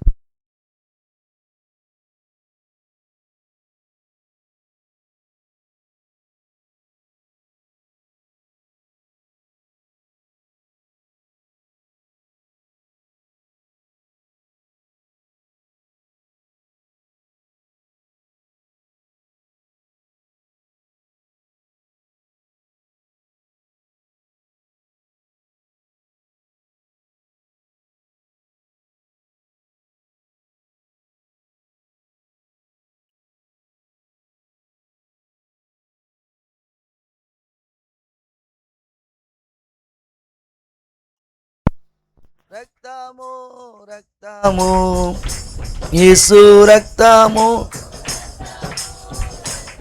హల్లెలూయా. అయినప్పటికీ ఒక్కసారిగా చూడగానేనట, ఒక్కసారే ఆయన కాళ్ళ మీద పడిపోయి, అయ్యా, ఏమి చూసి ఇంత భయంకరమైన దొంగని, నరహంతకుణ్ణి, నేరాలు ఘోరాలు చేసిన వ్యక్తిని ఎలా నువ్వు ప్రేమిస్తున్నావయ్యా, ఎలా నువ్వు ఇలా చేస్తున్నావయ్యా, అంటే నా చేత నిజం రాబట్టించడాక ఇవన్నీ చేస్తున్నావంటే ఆయన అన్నాడట, లేదు, నేను ప్రభు అయిన యేసు క్రీస్తుని ఎరిగిన వాడను. గట్టిగా స్తోత్రం చెప్పండి. నేను ప్రతి ఆదివారం దేవుని మందిరానికి వెళ్తాను. మాకంటూ ఒక అద్భుతమైన గ్రంథం ఉంది. ఆ గ్రంథంలో ఉన్న వాక్యం ఏంటంటే, ఎలాంటి వ్యక్తినైనా ప్రేమించమని చెప్పింది. గట్టిగా స్తోత్రం చెప్పండి. ఎంతటి వ్యక్తినైనా, ఎలాంటి వ్యక్తినైనా, ఎటువంటి వ్యక్తినైనా ప్రేమించమని చెప్పింది ఆ వాక్యం. అందుకే నీవు నిజం చెప్తావో అబద్ధం చెప్తావో ఏం చెప్తావో నాకు అన్ని అనవసరం. నా డ్యూటీ అది కాదు, నిన్ను ప్రేమించటమే నా డ్యూటీ. దేవునికి స్తోత్రం చెప్పండి. అలాగందప్పటికీ ఆ గుండె పగిలిపోయి అంటండి గొళ్ళుమని ఏడుస్తున్నాడంట. అయ్యా, ఇలా మా అమ్మ నన్ను ప్రేమించలేదయ్యా, ఇలా మా నాన్న ప్రేమించలేదయ్యా, ఇలా నా బంధువులు ప్రేమించలేదయ్యా, ఇలా ప్రేమించుంటే ఇంత ఘోరమైన వ్యక్తిగా నేను మారేవాడిని కాదయ్యా. అయ్యా, ఆ ప్రేమ నాకు కూడా కావాలయ్యా, ఆ ప్రేమ నాకు కూడా కావాలయ్యా. ఈ ప్రేమ ఎదుట నేను సంపాదించిన బంగారం ఎక్కువ కాదు, డబ్బు ఎక్కువ కాదు, అవన్నీ నాకు కాదు, నాకు ఆ ప్రేమే కావాలి. గట్టిగా స్తోత్రం చెప్పండి. పూర్తిగా ఆ పూట ఏమైపోయాడు తెలుసండి, అతను మారిపోయి మొత్తం అన్నీ చెప్పేశాడంట. అన్నీ చెప్తే కొద్దిపాటి శిక్ష ఏదో పడింది, ఆయన్ని ఆ జైల్లో వేశారు. ఇప్పుడు డిపార్ట్మెంట్ వారు ఒక మీటింగ్ ఏర్పాటు చేసి ఈయన అడుగుతున్నారంట, బాబు మేము చచ్చేలా కొట్టాం, రక్తాలు కారేలా కొట్టాం, కానీ ఆడు నిజం చెప్పలేదు. కానీ నువ్వు వాడిని టచ్ చేయలేదు, ముట్టుకోలేదు, కానీ ఆడు మొత్తం చెప్పేశాడు నీకు. అసలు నువ్వు ఏ ఫార్ములా ఉపయోగించావు అని అడిగారంట. దేవునికి స్తోత్రం చెప్పండి. అప్పుడు ఆయన బైబిల్ బ్యాగ్లో ఉంటే తీసి వెంటనేలా అన్నాడట, నేను ఏ ఫార్ములా ఉపయోగించలేదండి, ఈ గ్రంథంలో ఏ ప్రేమ అయితే ఉందో ఆ ప్రేమ నేను చూపించాను. కొట్టలు గట్టిగా చప్పట్లు, హల్లెలూయా. ఎందుకంటే ఈ గ్రంథంలో ఉన్న ప్రేమ ఎలాంటి వారినైనా ప్రేమించమని చెప్పింది. గట్టిగా స్తోత్రం చెప్పండి. దొంగ, వ్యభిచార, లేకపోతే నరహంతకుడా, క్రూరమైన వాడా, భయంకరమైన వ్యక్తి, ఎవరినైనా ప్రేమించమంది గనుక నేను ప్రేమించాను. ఆ ప్రేమే ఆ కరుడు కట్టిన గుండెను పగలగొట్టింది, నిజాన్ని ఒప్పింపజేసింది. గట్టిగా స్తోత్రం చెప్పండి, హల్లెలూయా. అప్పుడు అక్కడ కూర్చున్న వారందరూ కూడా, డిపార్ట్మెంట్ వారందరూ లేచి అంటండి ఇలా సెల్యూట్ చేశారంట. దేనికండి? పరిశుద్ధ గ్రంథానికి. దేవునికి స్తోత్రం చెప్పండి, హల్లెలూయా. ప్రియులారా, నేను ఎందుకు ఈ మాట చెప్తున్నానంటే చూడండి, గమనించండి, కఠినాత్ముడైన గుండెను పగలగొట్టింది యేసయ్య ప్రేమ. దేవునికి స్తోత్రం. మనల్ని ఎందుకు యేసయ్య రక్షించుకున్నాడంటే, మనల్ని ప్రేమించి మనల్ని రక్షించాడంటే, నీ గ్రామములో, నీ ఇంటిలో, నీ వీధిలో ఇంకా యేసయ్య ప్రేమను ఎరగని వారు చాలామంది ఉన్నారు. గట్టిగా స్తోత్రం చెప్పండి. వందల మంది ఉన్నారు, వేల మంది ఉన్నారు, లక్షల మంది ఉన్నారు. అమ్మా, వాళ్ళందరికీ నీ ద్వారా యేసయ్య ప్రేమ తెలియాలి. దేవునికి స్తోత్రం చెప్పండి, హల్లెలూయా. కాబట్టి ఈ పూట నేను చెప్తున్నాను, అటువంటి ప్రేమ కలిగిన వారిగా మనం మారిపోవాలి. కొరింథీ సంఘంతో అపోస్తలుడైన పౌలు అంటాడు, ఏమన్నాడు తెలుసా? ఇదిగో మీరు ఏం కలిగి ఉండాలి? ప్రేమ కలిగి ఉండడానికి మీరు ప్రయాసపడాలి. దేవునికి స్తోత్రం. మీ ప్రేమ ఎంత యథార్థమైనదో పరీక్షించుకోమని చెప్తా ఉన్నాడు. కాబట్టి రోజు నేను చెప్తున్న మాట ఏంటంటే, ప్రియులరా, నీ ప్రార్థనలన్నీ యెహోవా సఫలం చెయ్యాలి అని అంటే మనం కలిగి ఉండాల్సింది 3 లక్షణాలు. నెంబర్ 1, మొదటి మాట అండి, మన నోటి మాటలు అనగా ప్రార్థన చేసే మన నోటి మాటలు యథార్థంగా ఉండాలి. 2, మన ప్రవర్తన యథార్థంగా ఉండాలి. 3, మన ప్రేమ యథార్థంగా ఉండాలి. గట్టిగా స్తోత్రం చెప్పండి. ఇలా యథార్థమైన స్థితి కలిగి మనం ప్రార్థన చేస్తే దేవుడు అద్భుతాలు చేస్తాడు, ఆశ్చర్యమైన కార్యాలు జరిగిస్తాడు, ఉన్నతమైన కృప చూపిస్తాడు. ఇట్టి మాటలు మన వినికిట్లో ప్రభు ఆశీర్వదించునుగాక. అందరూ మోకాళ్ళ మీదకి వద్దామా? అందరూ మోకాళ్ళ మీదకి వద్దాం. ఒక చిన్న ప్రార్థన మీకోసం నేను చేసి దైవజనులకు సమయం అప్పగిస్తాను. అందరూ మోకాళ్ళ మీదకి వచ్చి అలాగే ప్రార్థన చేద్దాం. యేసయ్యా నన్ను కనికరించువా, యేసయ్యా నన్ను కనికరించువా, కనికరించువా, కనికరించువా, కనికరించువా, కనికరించువా, కనికరించువా. థ్యాంక్ యూ జీసస్, హల్లెలూయా, హల్లెలూయా. యేసయ్యా నీకు వందనాలు, వందనాలు, వందనాలు, వందనాలు, వందనాలు. తండ్రి నీకు స్తోత్రాలు, తండ్రి నీకు స్తోత్రాలు. ప్రభువా, ప్రార్థన, ప్రార్థన, ప్రార్థన, ప్రార్థన, ప్రార్థన. అయ్యా, ప్రార్థన అనేది ఎంత అద్భుతమైందో ప్రభువా. అయ్యా, మీరు మాతో మాట్లాడుకుంటూ వస్తున్నారయ్యా. అయ్యా, మీరు మమ్మల్ని దర్శించుకుంటూ వస్తున్నారయ్యా.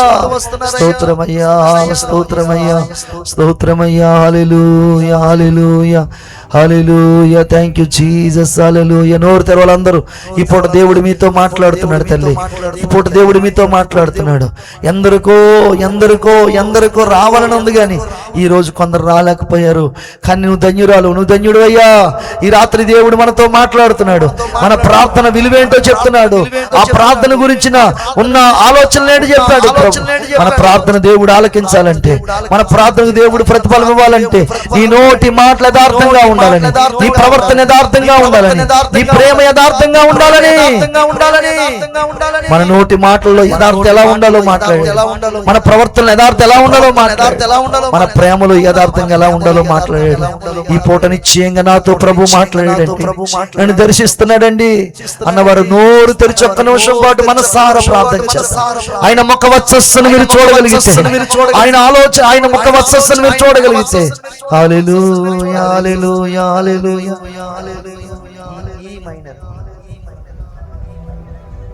స్తోత్రం, హల్లెలూయా.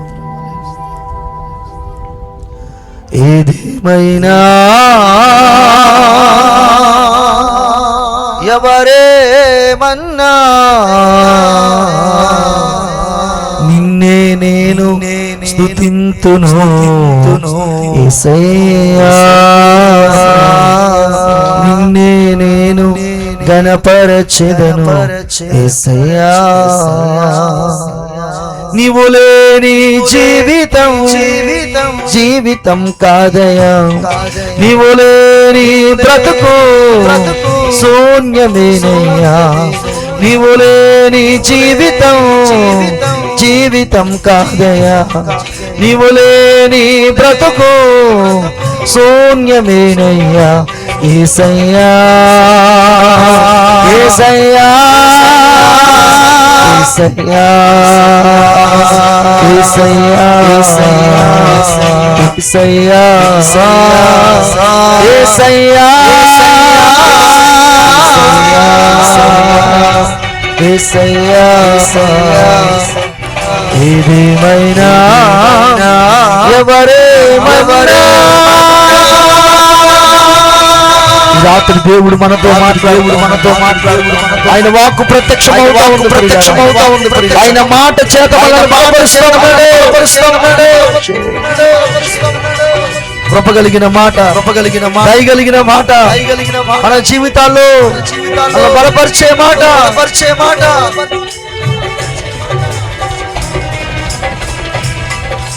చావు గోతికి సమీపముగా ఉండగా విచేయి చాపి స్వస్థపరిచావు.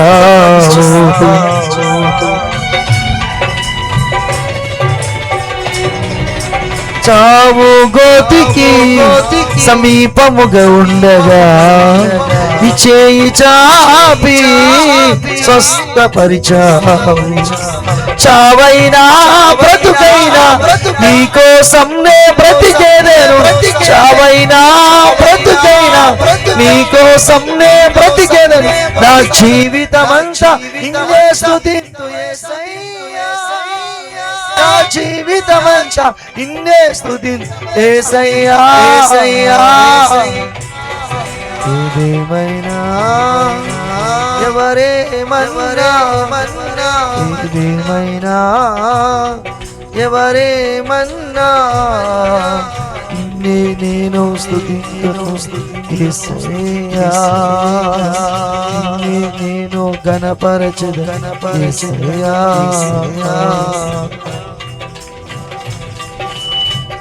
దేవుని సన్నిధిలో మనందరం కూడా అయ్యా కనికరపడయ్యా. స్తోత్రం స్తోత్రం స్తోత్రం యేసయ్యా యేసయ్యా.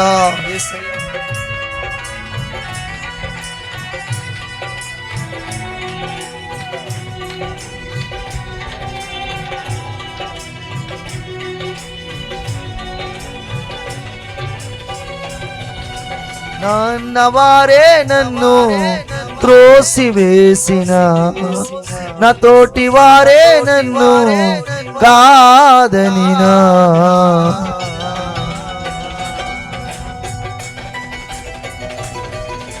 నాన్నవారే నన్ను త్రోసివేసిన, నా తోటి వారే చావైనా బ్రతుకైనా నీకోసం నే బ్రతికేదే, చావైనా బ్రతుకైనా నీకోసం నే బ్రతికేదే. నా జీవితమంతా నిన్నే స్తుతింతు యేసయ్యా, నా జీవితమంతా నిన్నే స్తుతింతు యేసయ్యా. ఏదేమైనా ఎవరేమైనా ఏదేమైనా ఎవరేమైనా నిన్నే నేను స్తుతింతును యేసయ్యా, నిన్నే నేను ఘనపరచెదను యేసయ్యా, నిన్నే నేను స్తుతింతును యేసయ్యా, నిన్నే నేను ఘనపరచెదను యేసయ్యా.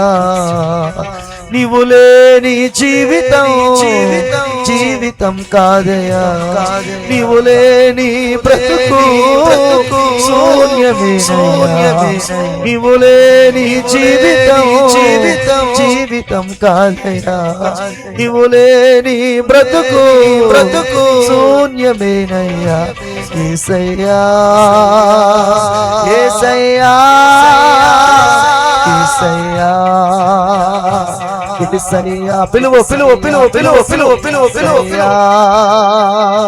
యేసయ్యా యేసయ్యా యేసయ్యా యేసయ్యా యేసయ్యా యేసయ్యా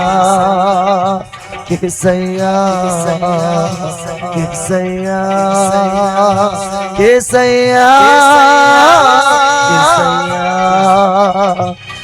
యేసయ్యా యేసయ్యా యేసయ్యా యేసయ్యా యేసయ్యా యేసయ్యా యేసయ్యా యేసయ్యా రీదాల షబల షబరమల షబరమల షబరియల రబష యేసయ్యా యేసయ్యా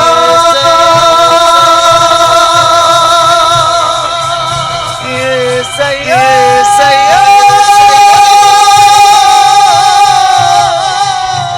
యేసయ్యా యేసయ్యా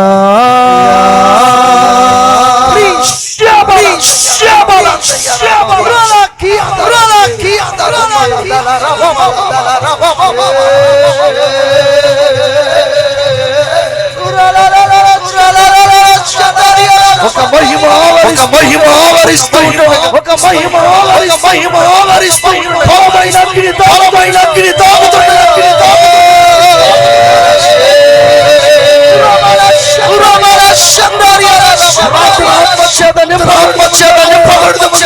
దేవునికి మనకి సమకూర్చబడదు.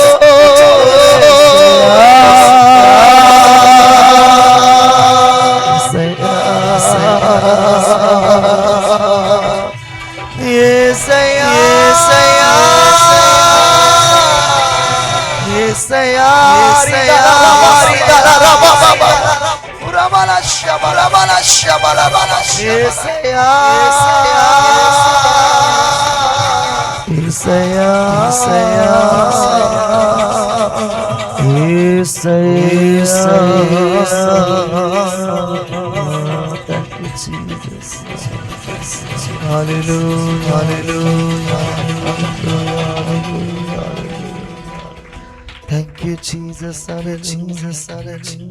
చావు గోతికి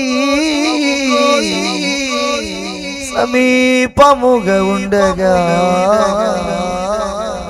నీ చేయి చాచి స్వస్థపరిచా. చావైనా నీకోసం నే బ్రతికేదే నా జీవితమంతా నిన్నే స్తుతింతు యేసయ్యా. జీవితమంతా నిన్నే స్తుతింతు యేసయ్యా. గుండె పగిలిపోయి ఏడుస్తున్నావు. నీ గుండెల్లో కలిగిన బాధను యేసయ్య చూస్తున్నాడు. ఆయన కన్నీటిని దాటిపోయే దేవుడు, నీ మనో దుఃఖమును దాటిపోయే దేవుడు కాదు. నీ నిట్టూర్పును దాటిపోయే దేవుడు కాదు. నీ అంతరంగములో ఉబ్బుకుతున్న ఆ కన్నీటిని దాటిపోయే దేవుడు కాదు. ఈ రాత్రి ఒక బలమైన కార్యమైన పక్షంగా చేయబోతుంది. నీ చరిత్రలో ఎన్నడూ చూడని మహోన్నతమైన కార్యమైన జరిగించబోతుంది. ఆశ కలిగి నీ ప్రాణాన్ని ఆయన తృప్తిపరచబోతున్నాడు. నీ కోరికను ఆయన సిద్ధింపచేయబోతున్నాడు. నీ ఆలోచన యావత్తు నెరవేర్చబోతున్నాడు. అలాగే ఉండి ఈ మాటల ద్వారా నన్ను దర్శించాడు దేవుడు. ఈ పూట నాతో మాట్లాడన్న వారు చేయి పైకెత్తారు. ఒక చిన్న ప్రార్థన మీకోసం చేస్తాను. బాగా చేతులు పైకెత్తాను. ఒక చిన్న ప్రార్థన. పరిశుద్ధుడైన మా తండ్రి, కృప కలిగిన మా యేసయ్య నీకు వందనాలు ప్రభువా. ఈ అమలాపుర ప్రాంతాన్ని మీరు ప్రేమించి నాయన షమ్మా మినిస్ట్రీస్ని మీరు ఏర్పాటు చేసుకుని మానక ప్రతి నెల ప్రభువా ఇలాగ నీ సంపూర్ణ రాత్రి కూడికని ఏర్పాటు చేసి దైవజనులు జాన్ వెస్లీ అయ్య గారిని బట్టి నాయన అక్క గారిని బట్టి ప్రార్థన చేస్తున్నాను ప్రభువా. వారికి అనుగ్రహించిన తండ్రి పరిచారకులను బట్టి నాయన బ్రాంచ్ సంఘాలను బట్టి నీకు వందనాలు. నిశ్చయంగా ఈ పరిచర్యలో ప్రభువా గొప్ప కార్యాలను చేయబోతున్నావు నాయన. రాబో సంవత్సరాల్లో అయ్యా ఈ పరిచర్యను ప్రభువా కొండ మీద కట్టబడిన పట్టణం వలె నువ్వు చేయబోతున్నావు నాయన. ఈ పరిచర్యను శాఖోపశాఖలుగా నువ్వు ఆశీర్వదించబోతున్నావయ్యా. ఇప్పటికే ఈ పరిచర్య పట్ల బాహుల్య ప్రణాళిక కలిగిన దేవుడివై అంచెలంచెలుగా ఆశీర్వదించుకుంటా వచ్చావయ్యా. ఇక ముందు కూడా ఈ పనిని మరింత పరిపక్వం చేయబోతున్నావయ్యా. ఈ పరిచర్యలోంచి గొప్ప వ్యక్తులను లేపబోతున్నావు నాయన.